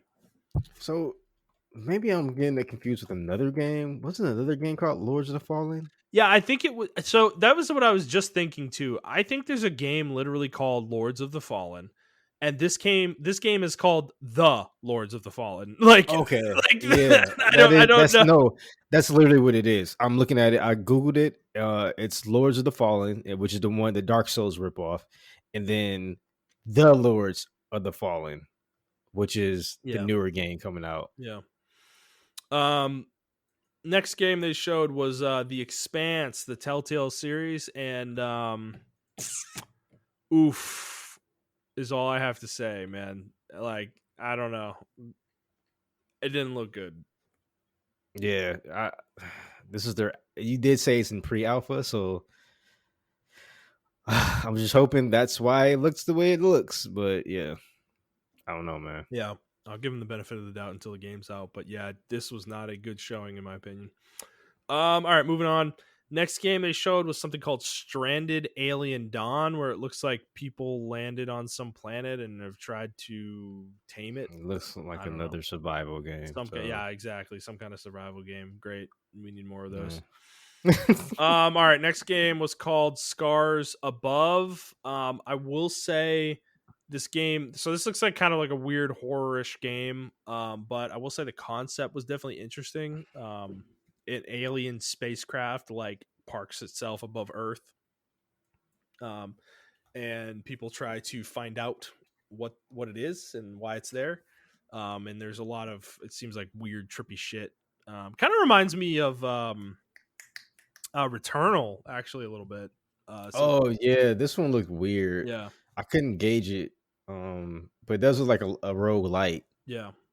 But the gameplay they did show kind of looked iffy, and I get really weird when I see gameplay like the way they showed it. So yeah. Okay. And then the last game was Phantom Hellcat. This looks like an action game. Montrell, any interest for you? Yeah, it's actually like a pretty cool game. It looks like maybe it's a indie game, but I love action games, so I'm gonna give it a try. It looks pretty cool. Yeah, I think that was the last trailer they showed, right? Yep, that was the last game. So yeah, what did you think overall? Definitely better than anything we got this year, to be honest with you. Maybe I think the Nintendo Direct that we saw, that was probably the best we had so far. Oh no, was it the PlayStation Showcase or Nintendo Direct? I can't remember which one. But yeah, we didn't have any kind of E3 moments this year, so this is probably the closest thing we're gonna get. Poor Microsoft. Montreal has no respect for your showcase. It was terrible. It was a good showcase. It was genuinely not great.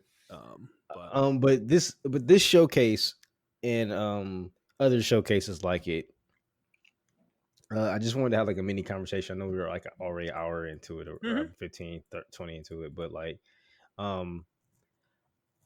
it's not 2005 anymore, y'all, and I am tired of the cinematic showcases, the cinematic trailers. I don't think they should be shown anymore. Like, I don't think people should do it anymore. And I'm really tired. Like, I saw some gamers for some cinematic trailers, like, oh my god, the cinematic for like the Lords of the Fallen, right? I was looking it up, and people were like, man, cinematic trailer looks cool. Hope the gameplay's good.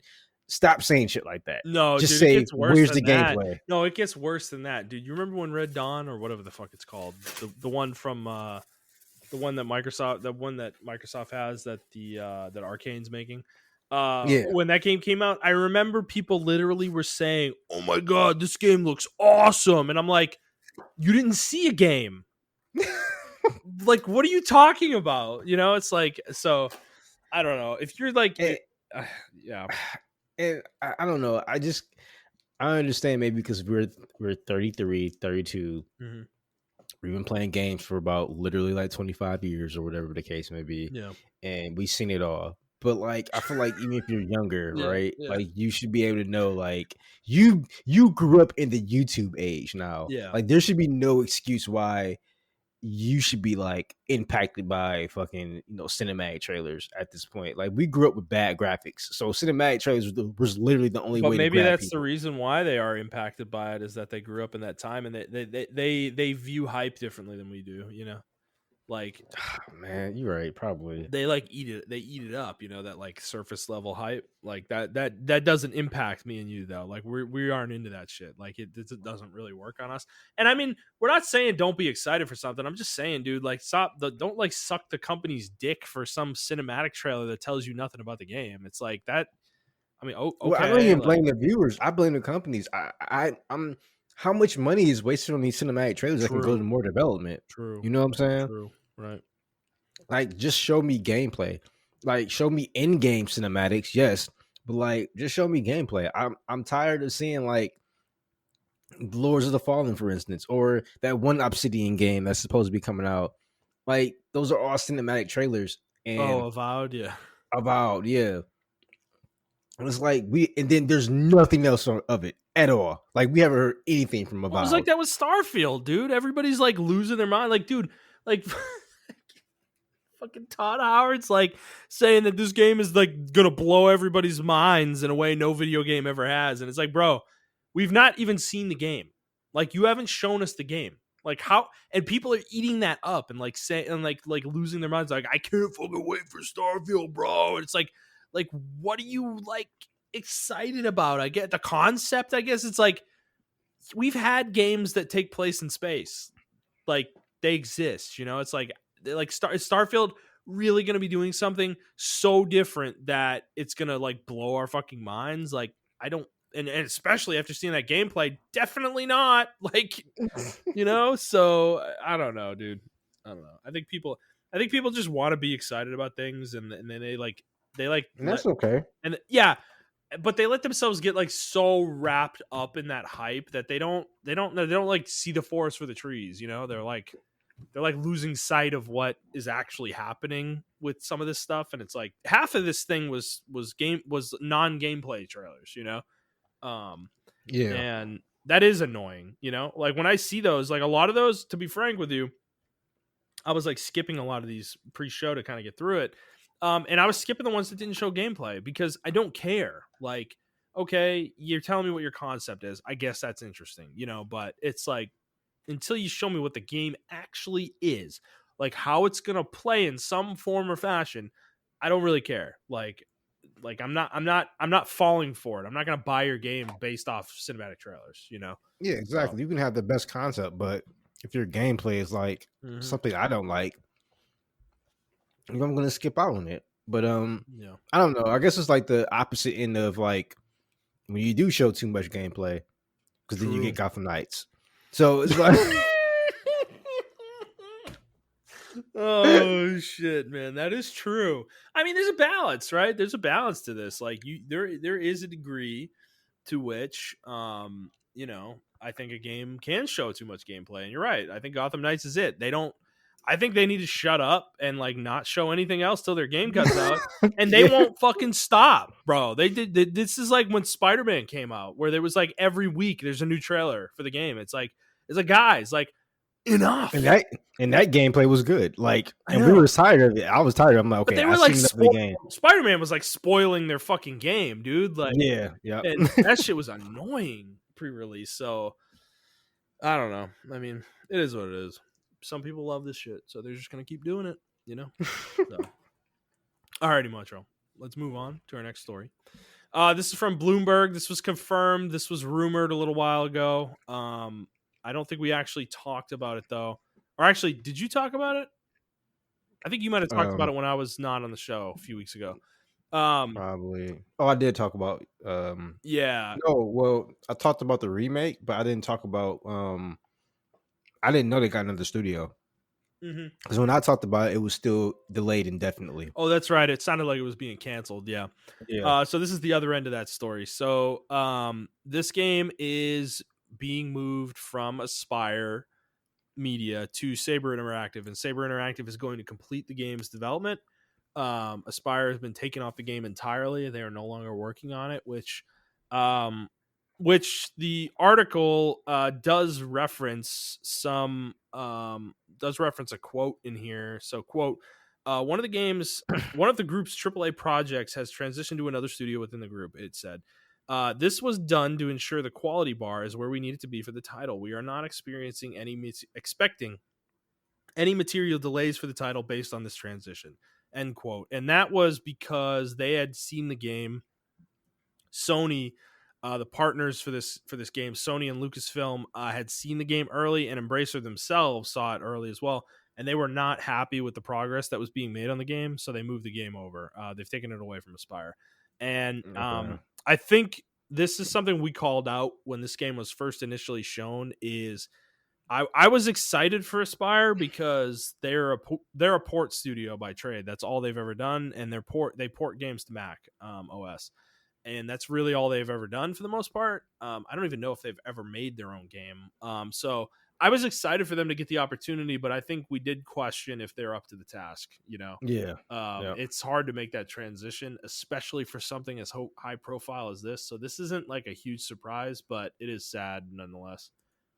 Well, this team, Saber Interactive, they've made some they've shown the game that they made already. They're making Space Marines 2. Yeah. Um, Yeah. so hopefully, oh, that was only, but that wasn't like gameplay. That was another fucking cinematic trailer, Mm-hmm. I think. I don't think they have gameplay for it at all. Yeah. But if it's anything like the first Space Marine, that's going to be okay. Yeah. They also have the Evil Dead game. I don't remember people hating this game. Yeah. Um, when it came out, they did a lot of licensed games. They have a Quiet Place based off the movie. Um, they also have a game called SnowRunner. But they also made, this is where it kind of gave me faith in it, right?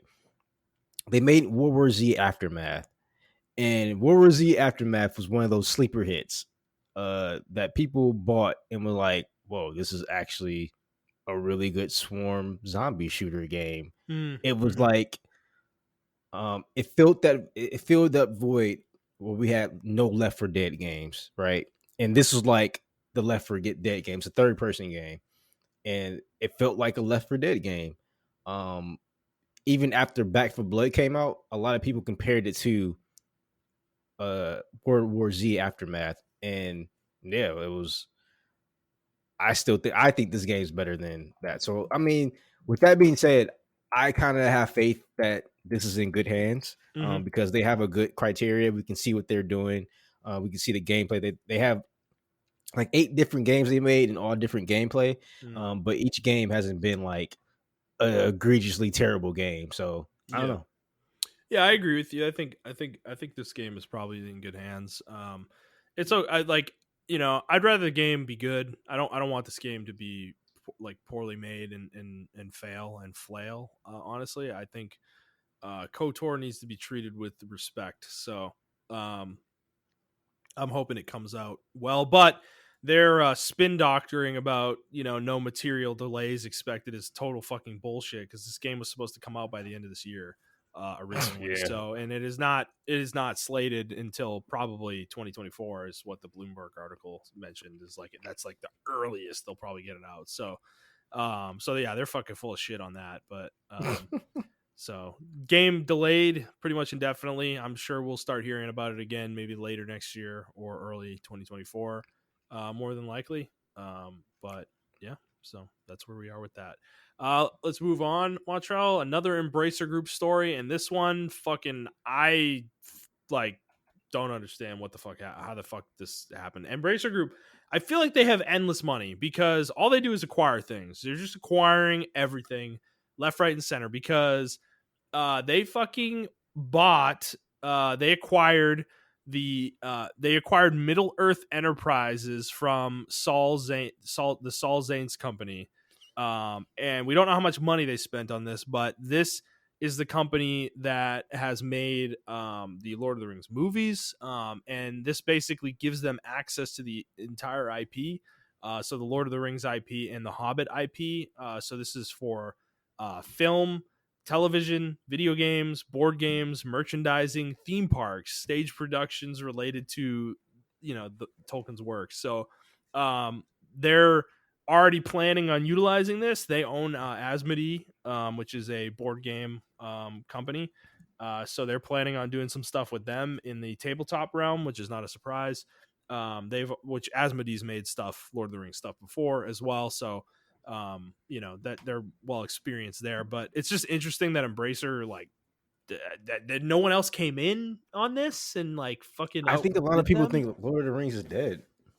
I that's fucking weird, dude. Like, I don't know. I thought Amazon was trying to acquire these rights. Like, what happened? Like, I'm so confused about the rights around Lord of the Rings because it feels like Amazon was going after something for Lord of the Rings a while back, right? They were willing to pay like asinine amounts of money for it, and that seems to be separate from this. Like, so I don't know what the situation with the rights is. If anybody actually knows this, like anybody listening to this, like actually can spell this out for us, please fucking write in. Because I'm like genuinely interested. It is hard for me to parse like the differences here. Because they're talking about this like they just own Lord of the Rings, like the rights to Lord of the Rings to do whatever they want with, basically at this point. And that seems crazy that people would let like other companies would let Embracer get this, Yeah. I don't know because I thought WB still owned it. Yeah, that I think they might be affiliated with that company, the Saul Zaentz company. But maybe not. They might have just been the movie maker, the ones that made the movies. But that's the thing, isn't there like a Lord of the Rings character in Multiverses? I think so. And that's like WBIP, isn't it? Well, that's what I'm saying. Like Shadow of War was made by WB Games. Oh, that's true as well. Yeah, but that's just being licensed, right, to them. Possibly. Yeah, that's just the IP being licensed to them to make a game. So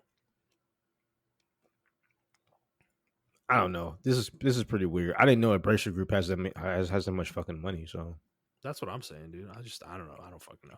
Like they're only worth 8.36 billion, which is, I mean, it's a lot of money, but I mean, shit, dude. Like I would think Lord of the Rings is worth $1 billion or $2 billion as an IP. But maybe not. I don't know. So we'll see what Embracer does with it. I'm sure they have a lot of plans already in the works. So, all right, moving on. July 2022 NPD numbers came out last week after we recorded. So here they are. It's not too much different from what we've been seeing as a trend overall for 2022. But so total video game sales for July 2022 were 4.177 billion versus 4.573 billion last year. That is a 9% decrease. Video game content, physical and digital full game sales, DLC and microtransactions, subscriptions, etc. 3.668 billion this year versus 4.060 billion last year. That is a 10% decrease. Hardware sales 362 million this year versus 323 million last year. That is a 12% increase, in fact.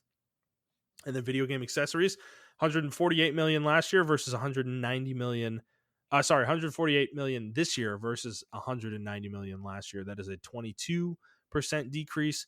We are continuing to see the trend of sales going down after coronavirus or the COVID-19 kind of pandemic is slowing down, even though it is still here. yeah, The world very is much. the world is coming out of it in some ways. So, games are being impacted by that. So year-to-date sales for 2022. So year-to-date sales for this year, total video game sales, $30.458 billion this year versus $33.860 billion last year at this time. That's a 10% decrease. Video games content, 26.761 billion this year versus 29.780 last year. That is also a 10% decrease. Video game hardware, 2.494 billion versus 2.669 billion last year. That is a 7% decrease. In video game accessories, 1.203 billion versus 1.411 billion. That is a 15% decrease. So we're continuing to see that trend go down. Top 20 games for July of 2022. Number one, this is crazy, but Multiverses, which just came out, I guess. It came out last month. I don't even know what day it came out. I know I've been hearing about this game a lot, but I haven't really been tracking it much. So it's number one on the list. It dethroned Elden Ring for once. And then, so Elden Ring was number two. Number three was Lego Star Wars The Skywalker Saga. Then number four, Xenoblade Chronicles 3, which that is I want to point out that is a significant placement on this list, given the fact that this game was only out for 2 days or 1 day in July. I think. Hold on, Okay, that's crazy. Let me confirm that. I think it came out. No, it came out on the 29th. It came out on the 29th. So it was 2 days. It was 3 days. July had 31 days. That's still really good. That's fourth place. Oh, I know that. Yeah, that is extremely good, and also that does not include digital sales for the game either. And it's still made fourth, which was higher than Call of Duty, which I know Call of Duty. We're getting up. It's been out for a while. It's been out for a while, but still, Call of Duty's number 5. So, which is interesting. Call of Duty's number 5 because the month before in June it was 11th. So it is significant that Xenoblade Chronicles is number 4. This series is really starting to pick up steam, I feel like, for Nintendo. And their investment in it, I think, is really starting to pay dividends, for sure. And I just want to say congrats to Monolith Soft and Nintendo for that. I'm glad we're here. Okay. Yeah, I thought Madden came out last month, but it actually came out. No, that'll be 4 or 5 days ago. That'll be this month's. That'll be next month's NPD report. Yeah, I'm interested to see if that's when it plays. Yeah, so number 6 was MLB The Show 22. Number 7, Mario Kart 8. Number 8 was Digimon Survive. Interesting. Wow. Yeah, number 9 was Minecraft. Number 10 was F1 22. Number 11 was Kirby and the Forgotten Land. Number 12, Super Smash Bros. Ultimate. Number 13, Animal Crossing New Horizons. Number 14, Overwatch. What the fuck? Number 15, Pokemon Legends Arceus. Number 16, Nintendo Switch Sports. Number 17, Call of Duty Black Ops Cold War. Number 18, Far Cry 6. Number 19, Call of Duty Black Ops 3. What the hell is going on there? Number 20, Monster Hunter Rise. So, anything jumping out to you there? No, not really. Oh, well, I mean, obviously we talked about Multiverse. I'm not surprised at this game. I'm actually surprised number 1, but a lot of people are streaming this game and they love the game. It is a free to play game, to let you know that. Yeah. So I don't know how they count the sales for that. Yeah, so though. Yeah, how are they counting it? Well, they're sorted by dollar sales, not number of units sold. So okay, that makes sense. That's how much money the game's made. Yeah. So that's makes it totally makes sense. I think July was kind of a slow month overall. So, the fact that Digimon Survive was on here maybe indicates that, but I don't know. Maybe I'm underestimating the popularity of Digimon. I think you are. Digimon's pretty popular. It has a huge cult following. Yeah. A lot of people like to shit on it because it's not Pokemon, but I'm actually one of like the hardcore Digimon fans. So yeah, I had a Digimon trading card game and all that shit. But yeah. But to my point about it being a slow month, Xenoblade Chronicles and Digimon are not on the top 20 best-selling games of 2022 list at all. So, keep it. It's not that crazy that they're on the list for July. So, or they probably didn't sell that many copies overall, but. Which actually is interesting too. Multiverses isn't on this the 2022 overall list either. So that's definitely an indicator that it was a light month for game releases for sure. Well, in the article it said Multiverse has accrued over 10 million players over all platforms. So that's a huge feat in my opinion for a game that just came out. Yeah. So yeah. I think the part that's confusing me though here, I'm looking at July MPD for Nintendo specifically, Nintendo platform games in the US, and it has Xenoblade Chronicles number 1 on the Nintendo list. I think they meant Xenoblade Chronicles 3 probably on that, but which would make sense. But you know what? Maybe and maybe not. I did see a lot of people on my friends list when I was playing Xenoblade Chronicles 2 pop up in Xenoblade Chronicles 1 Definitive Edition pop up. I think a lot of people are going back and playing Xenoblade Chronicles 1. Yeah, but I doubt it's enough to outsell a new game. There's no way. It's got to be a typo. So, but it was the best selling game for the month though for Nintendo. So, which is impressive overall. And I mean, given the fact that digital sales aren't counted in these lists, I will say that's probably a significant amount of the sales that's not being counted. So Xenoblade Chronicles would probably be even higher if that was counted as well. Yeah. Alrighty, Montrell. That is all we got for news, man. Is there anything you want to talk about before we go today? If we talk about it, are you still going to get an Apex later on tonight? Yeah, I think I want to get an Apex, but I do need to go. I need to get food, so okay. I'll just do it 5 minutes and then we can go. Okay. Yeah. What do you want to talk about? Well, me and you've been talking about it, and Um, I feel like streamers are really killing multiplayer games. Mm-hmm. Um, Yeah. in general, because we talked about like accessibility in multiplayer games, and I feel like at one point multiplayer games, I remember in the early 2010s they were coming like games themselves were becoming way too easy where they treated casual players like fucking babies. Yeah. Now I feel like it's all we always use this word pendulum. I feel like the pendulum fucking swung way too hard now, and everybody wants to be like the hardcore MLG pro fucking esports fucking wannabe streamer Yeah, I'm person. just gonna tell you right now, you're not, bro. Like you're not that good. I'm just saying it. You're not that good. Yeah, it's like so somebody else complained about it. It was an article on Kotaku, and the article was referencing um a Reddit post on Apex Legends, and I'm just using Apex Legends as a crux for the conversation. I'm not complaining about Apex Legends, y'all, but it is a crux for the conversation where it came from. And the person was complaining, saying like, "Yo, I'm gold ranked. Why the fuck am I playing with predators in my lobbies? Why am I playing with fucking master rank people in my lobbies? I am gold ranked. I shouldn't be playing with this Apex fixture fucking matchmaking." And people were just saying in the comments, "Get good, man, get good." Or some people were like, well, this is because streamers want people to play with, and you have to sit in the lobby for 5 or 6 minutes before you get a game. Oh well, that's the nature of the beast, man. Like, and I feel like a lot of games are tailoring their games, especially multiplayer games, are trying to tailor their games towards the streaming culture. Mm. And I feel like streaming culture only added to that hardcoreness of the game.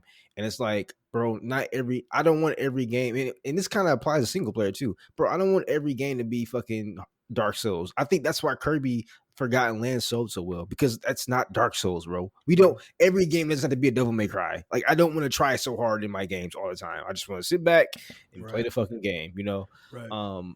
But I feel like a lot of these games are going so much for the hardcore audience, which is funny because 5 years ago I was that person like, yo, we need more hardcore games, blah blah blah. And DJ was like, no, like we got the people need to tailor for the casual base or whatever. But at the time, we were discussing this about 10 years ago actually. Like the casual games were so dumb. Like you can Yeah. do everything in one button, Yeah.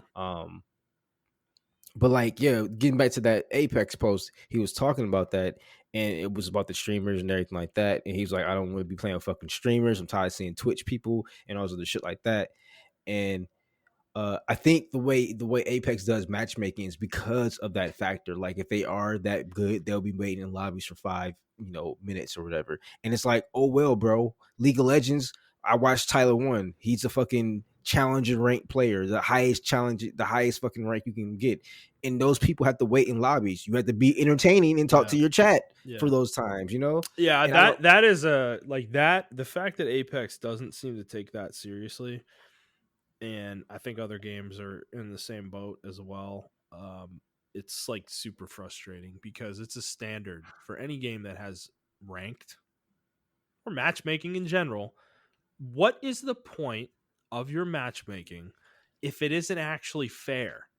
You know, just take Yeah, it out the game then. Just match me with random people. I'd probably have a better experience, Like if we just got the first 58, 57 other people, that were in the fucking lobby, just throw us into a game together. Does not matter what your skill level is.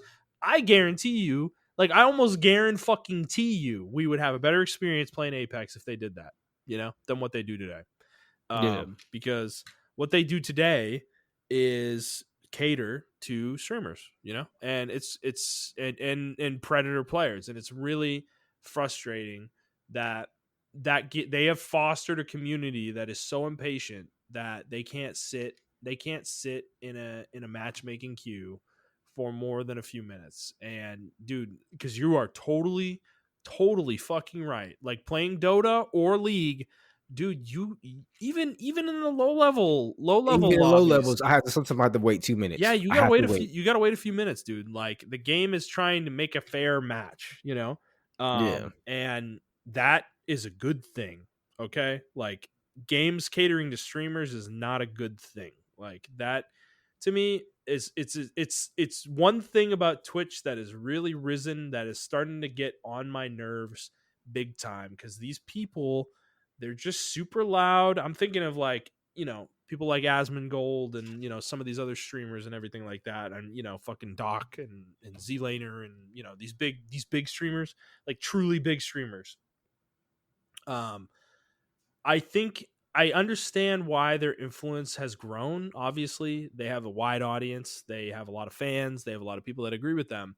But the thing is, I don't like the idea that they become a representative for the community, because Yeah. they don't have the community's best interests at heart. They have their own interests at heart, and that is damaging to these games. And I think I think it has damaged Apex. The streamer influence has damaged Apex.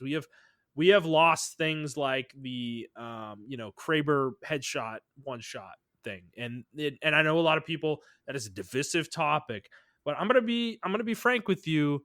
It's kind of a joke that they left the weapon in the game after they did that to it, because it's a useless piece of shit now. Like, to be frank, like the thing is completely ineffective. It doesn't do its job well at all. It's one of the worst weapons in the game now, in my opinion, because there is the gun has no bite. You can't knock somebody with a headshot, like, unless they're damaged already. But you could say that about a Sentinel or a fucking longbow. It's like, yeah, the threshold's higher, but it's like, it's just, and the gun, the Kraber intentionally feels like shit. It is hard to shoot and hit shots with. Like, even in the body, it's hard to hit shots with. The gun is intended to feel that way, and they didn't make any adjustments to it when they changed it. So that kind of change that came from streamers complaining about it and pros complaining about it, because they don't want it in their pro matches. And Yeah. this is my problem, is Blizzard, to their credit, with games like Overwatch and other games they've done, they have separate balance for ranked versus unranked. Like, the game's different. Like, it's not the same exact game you're playing in both. Like, the game has tighter balance in ranked. Like, they have toned certain things down in order to make the game more balanced. But in non-ranked, they have a little bit of a different experience. Like, they wouldn't have taken away the headshot Kraber, and that's what I want Apex to do. Is in ranked, okay, take out the Kraber, remove the headshot, one shot. But in pubs, who cares, dude? Pubs are fucking whatever. You're just playing the game. There's no stakes. Like, you're not playing for rank or anything, So that's my issue, is that I think devs are also, I don't want to say being lazy, but like, they're not going the distance to like satisfy everybody, or try to satisfy everybody. And they're not satisfying the 98%. Yeah, exactly. Because, like, let's be honest, like 98% of us are not. Gold is probably the highest rank we're going to get. We may get platinum one season or whatever the case may be. But gold is not gonna not gonna, like, we're not gonna get to fucking master rank, right? And that's okay. I feel like that's okay. But telling people like get good, this isn't like a Dark Souls game. When I say get good in Dark Souls, it's like legitimately like that's an obstacle you can pass if you practice hard enough, right? Like within a reasonable time frame, right? Like, I don't know how I explain it, but like that's way different from like a player's skill level. I saw an analogy and I tweeted an analogy. But in the article of the Kotaku, the person said, yo, that's like going to play a pickup game. You and your friends going to play a pickup game of basketball, but you get on the basketball court and 10% of the player base is NBA prospects. You're not winning that. You're not winning on any court at all. Yeah, like every basketball court right. you go That's to. like, dude, there are people out there, and this is true for every one of us, probably like 99% of us, right, that play these games. Is there are people playing them that I will never beat, no matter how hard I try, no matter how hard I train, or how hard I put, like how much effort I put in. I will never ever beat them. That's how much better they are than me. And that is like a true reality, just fact of fucking life, dude. Like there are people better than us at almost everything we could possibly do. You know, like unless you're at the pinnacle of something, you are like the top of a sport. You're fucking LeBron James or something. Like that is like the pinnacle, right? That's one person out of billions, you know? Like Yeah, you are not that guy. More than very, very likelihood you are not that guy. Like, you know, it's yeah, like and like, let's say that NBA, it's you and 9 of your friends or 10 of your friends, right? Or you or 9 of your friends or whatever, and you go and play a pickup game on the court, and that there is that one NBA prospect there. That one NBA prospect can change the whole flow of that game. He right. can impact that game in ways that normal people who are playing pickup games at a fucking playground can. Like, he can probably dunk, shoot threes from everywhere and everything like that. And any team he's on, no matter what team you put him on, like, he's going to be a dominant force and change the whole outcome and the whole mood of that game. Mm-hmm. Where you're like, all right, bro, you got it. You're like, you're really good. Like, all right, we get it. Like, you're an NBA prospect.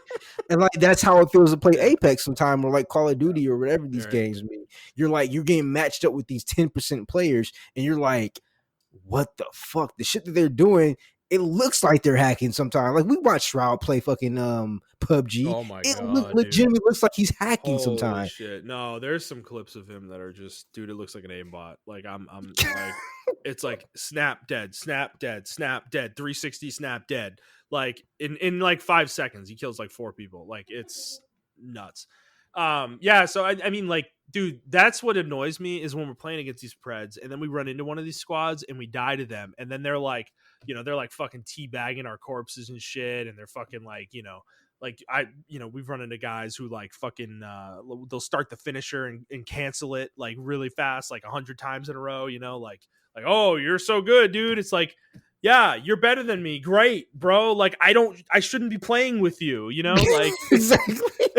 it's like whoop-de-doo, man. Like, whoopee, you fucking beat some noob who's way worse than you at a game. Like, congratulations. Like, it's so fucking frustrating. Like, it's one of the most irritating aspects of playing Apex, and that's like that's the thing. If another game comes out, another BR comes out, does it better, and has gameplay as good as Apex, dude, I'm out. I'm fucking gone. I'm leaving. Like, Yeah. I'm just telling you that right now. Like, the only reason I'm playing Apex still is A, because our group plays it, and B, because I just don't feel like there's another BR that feels like this game, you know, like feels as Yeah. good as this game. But there's like underlying issues with the, not the game, but like everything around the game, the systems around the game that make the game function, that like they just don't put effort into fixing any of that shit. And like the fucking hacker issue, the audio problems, the fucking matchmaking shit, it's just like, dude, we've been complaining about this since the fucking game came out, you know?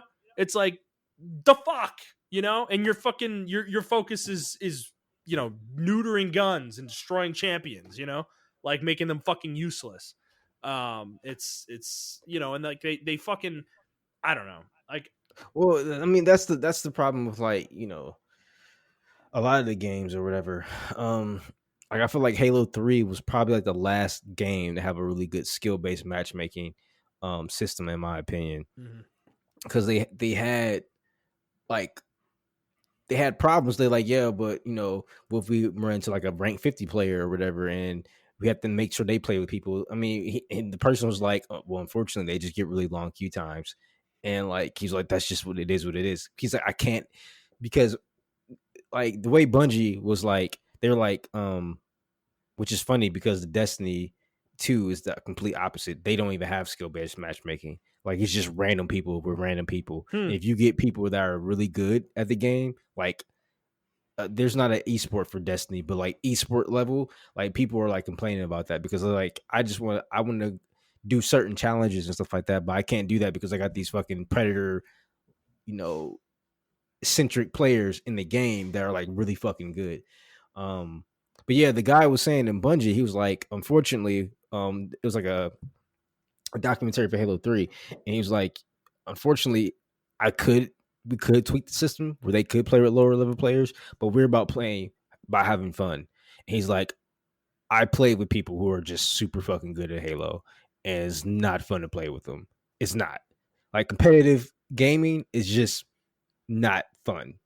Yeah, I don't play Apex to be an MLG Pro level player. Yeah. I'm not playing Apex for that reason. I'm playing Apex to have a good time and fucking maybe I win a game, maybe we win some games, maybe we don't. But I want to feel like I have a chance every game.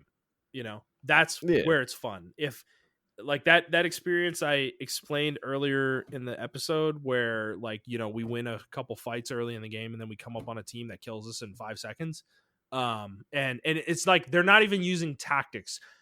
They're either hacking or they're so much better than us that they can literally run at us at an open field and kill us before we can kill them. Literally. And we have cover, we have advantage, we have height advantage. It doesn't fucking matter. Like they kill you so fast that it's just like it's irrelevant, you know. That is not fun. Okay, that is not fun. Like I don't find that fun. So and I think that's what I really want to touch on. It's like not really about getting good. It's just about having a balanced overall experience for casual players. And when I say casual players, I don't mean, you know, like people hate the word casual, and I used to hate the word casual too, because like I said, when I grew up, or the 2010 era when casual games came out, it was really dumb. Like they really dumbed down a lot of games for casual. It kind of meant like bad players or people who don't know how to play games. Now, like, dude, like in Apex, like, dude, we're casual. Like, let's be real for a second. Like, we're casual. We're casual Apex players. We're good at casual Apex players. Like, I think our skill level is like above average probably at the game at this point. But yeah, we're still casual. Doesn't mean we're not casual. You know? No, and that's the point I'm trying to take. Like, I'm still a casual player, but I think the game companies have to recognize that not everybody wants to be. It's okay to be a casual player, and I think even the player base themselves too. We all need to get out of this thing where we're just like, hey, you just need to be really good at MLG Pro, man. You gotta practice, dog. And it's like, bro, I have a 8-hour job. Like, I don't have time to like practice, I'm trying to like, bro, like if I'm playing Dota or League, yeah, I'll practice those games. Okay, I'm not practicing Apex Legends. Apex Legends competitive is a fucking joke. Like, give me a fucking break.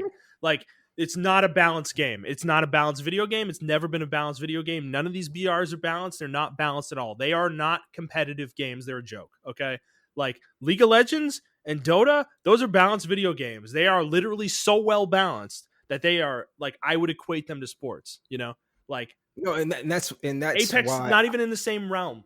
Sorry, exactly. But that's why I did compare that to like League of Legends and Apex, or League of Legends and Dota.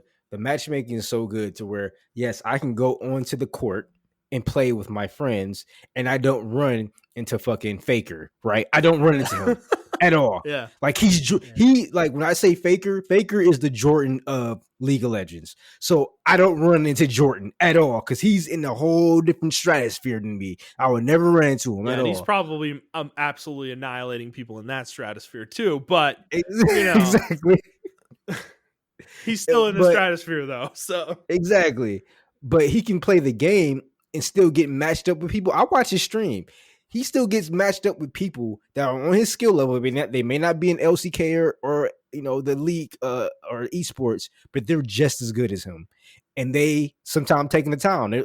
He's like blown back, like, wow, this guy is really fucking good. You know? So, but that's matchmaking. He's in queues for like 10 minutes sometimes, 7 minutes for some time, 20 minutes for some time.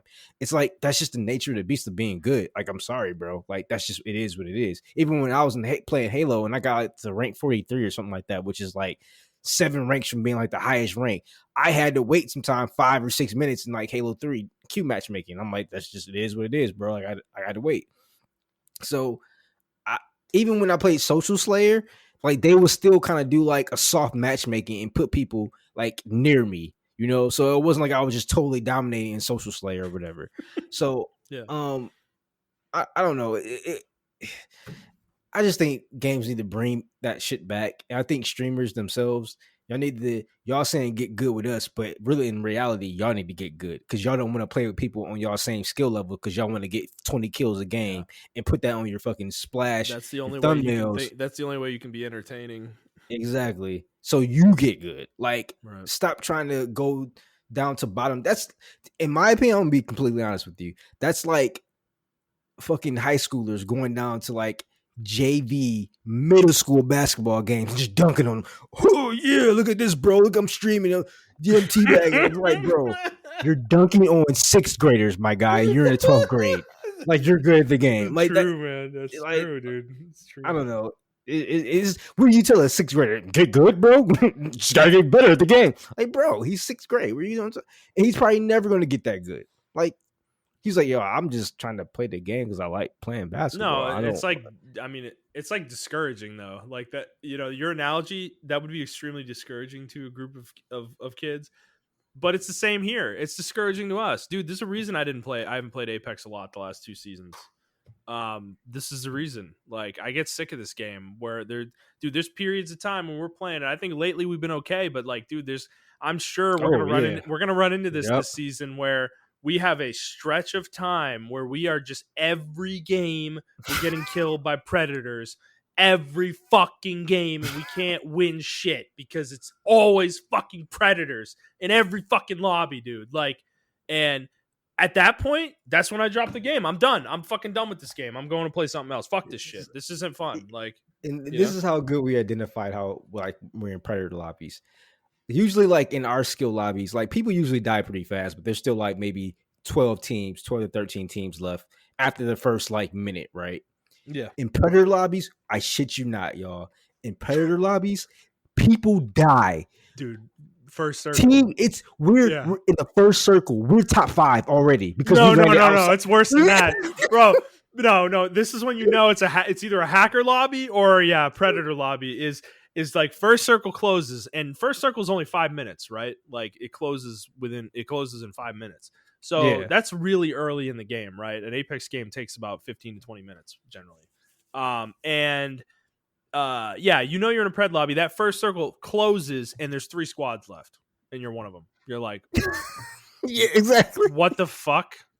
Like, you've got like half the map still available to you, and there's only 2 other squads on the map.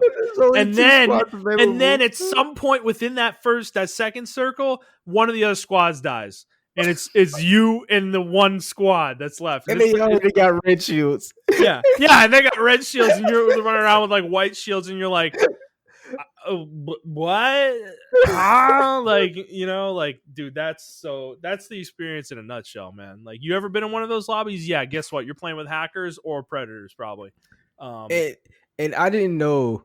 Like, you watch, like, I watch people, bitch, you're about to die. Like, yeah, exactly. and like for like other games like League of Legends, for instance, right? I didn't know. I watch like top level players play, but they're also playing against other top level players. Mm-hmm. So you don't see the skill gap, right?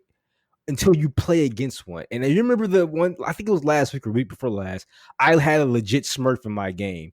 And he used my favorite character, which is Silas. And he was beating my ass. He was doing shit with Silas, bro, I didn't even know you can do. And I'm just like, what is he? Yeah. And he was predicting my moves so well, where he was just standing in the middle of the lane, waiting for me to do something, just waiting for me to fuck up. He was like, I would do like use my Q to get a minion. Oh, he used the Q, boom, full combo me, dead. I'm like, bro. And it was I wish I could have recorded the game because it was so fucking frustrating. I'm laughing, dude. It's the reason. I was mad at the time, but it's fucking funny now. It's funny. No, the reason I'm laughing though is because I've had this same experience in Dota where you just know you're outmatched really early in the game. Where, dude, like you like make like a little positioning error like at the beginning of the match, it's not even like you're like next to your creep wave or anything like that. You're like you know, you're at range, but you like position yourself a little to the side or something like that, and then boom, they hit you with an ability and they fucking jump on, you're dead. You're fucking dead. It's like what just, dude, we're level 1. What happened? Like, what the fuck? Like, how did you even? You only have one ability. How are you like, doing you this? have one ability. How am I dead? I don't understand. You know, it's like. So, and then you play, obviously at that point, you're at such a disadvantage that like anything you do, they're going to fucking kill you, obviously. So at that point, you're just hiding under your tower, hoping they don't fucking kill you. And guess what? They can now they're going to start tower diving you, bro. That's how weak you are. It's like, dude, it's bad in MOBAs when you're this outclassed. man was this person was beating my ass so bad. Level 3, he was roaming. At level 3, he started roaming, and I'm like, he's getting like 2 or 3 kills on the map, and I'm like, bro, this is a smurf. This is 100% a smurf. And I checked his account, and it kind of confirmed that it was a smurf. Well, but well, it's I just like, I love when you mentioned that he's just standing in the middle of the lane waiting for you to do something. It's like, I've had that experience too, where dude, they stop last hitting. They just sit there. They're like, do something, bro. Do something. Come over here. Try to hit a creep. I dare you. I fucking dare you. Like they know they're so much better than you. They know the second you do anything, you're dead. You ain't getting away, man. So yeah, and that's when I was like, holy shit, this is what high level play is. Like, the mind games that they play with their opponents and they play with each other is just insane to me. Like, I would never. That's why I understood. Like, I would never be on that level, because that was fucking crazy. Like, I would literally use one ability or go to one auto attack. Oh, you already fucked up. You fucked up, right? And he just fucking killed me. And I'm just like, bro. Well, there's those people, dude. I've run into people too where it's a different kind of like, oh my god, I'm in trouble. Where they do, because in Dota you can deny in Dota. So it's in Dota when somebody starts. They get every last hit on your creeps, and then they're denying every one of their creeps, and you can't get any last hits. You're in trouble, dude. Like it's like, oh my god. I've had games where I'm in lane for about 5 minutes, and I have like 2 last hits, and I'm pretty sure my opponent has 50, in the lane, and like they're literally higher level than me. Like, they're literally like level 6 and I'm level 4, because they have denied so many of their creeps on me, because you get less experience for denies. And it like that, it's so significant. You're getting so significantly dominated. They're not even trying to kill you. They're literally just beating you by outlast hitting you. It's like, and dude, I've had games where I'm like sitting there watching, and I'm like, dude, this guy's level 6. I'm level 4. Like, and I just go stand somewhere, and I'm like, I can't win. I can't win this. I don't even know what to do. Like, do I leave? Do I go to a different lane? Like, do I just start roaming jungle? Like, what do I do? If I go gank, I'm fucking dead because I'm underleveled. Like, you can't even do anything. So it's like oppressive. That's the thing. You're talking about psychological, like, mind games. Apex doesn't have that. There's no psychological mind games. People try to do it, but it's like, bro, shut up. Just kill me. Like, there's no mind games in Apex. Like, I've never been intimidated by somebody in Apex. It's like, oh my god, here we go, another Pred squad. It's like, but I've been intimidated by people in MOBAs before, for sure. And it's like, there's just more of a depth to the game there. Well, like even shooters like Halo, though, like, people are bouncing grenades off walls and stuff. Like, have you ever played against an MOG Halo player? They would do shit that you're just like, they understand the map, they understand where weapons spawn. Well, they're getting they understand timing. Forget about all that, dude. They know if you sprint from spawn, they know where you're gonna be at a certain point in time. Yeah, like, they will pre-throw a nade knowing you're gonna be in the spot the nade's gonna land right when it lands. Like, shit like that, dude. It's like, it's, and I even say to for instance, like, not Call of Duty BRs, but Call of Duty, regular Call of Duty multiplayer, like, those people who would play that, they're fucking on another level too. Like, those are the games where, like, there should be, like, tiers, but, like, I don't think BR should be that one, bro. Like, stop balancing BR around that. But that's all I had to say. Like, I know it was supposed to be like 5 minutes. I know. That's all. It is. I knew it was going to happen, but it's okay, Montrell. This is a conversational podcast. We got to give the people, our conversation, our thoughts. Yeah, I just, streamers, you're not that important. Stop acting like you are. Okay, that's it for us. If you guys like this episode, please like the show, review the show, and subscribe to the show on whatever feed you're listening to it on. And please share it with your friends. If you'd like to interact with us on Twitter, you can do so at iTrapForTheHokage. For Montrell, that is the number 4, not the word. I'm at ThunderNut01, and the show is at The Player's Take. If you'd like to send us a question, you can do so on Twitter, or you can send us an email to theplayerstake01@gmail.com. And that is it for us, guys. We hope you enjoyed this episode, and we will see you next week. Bye.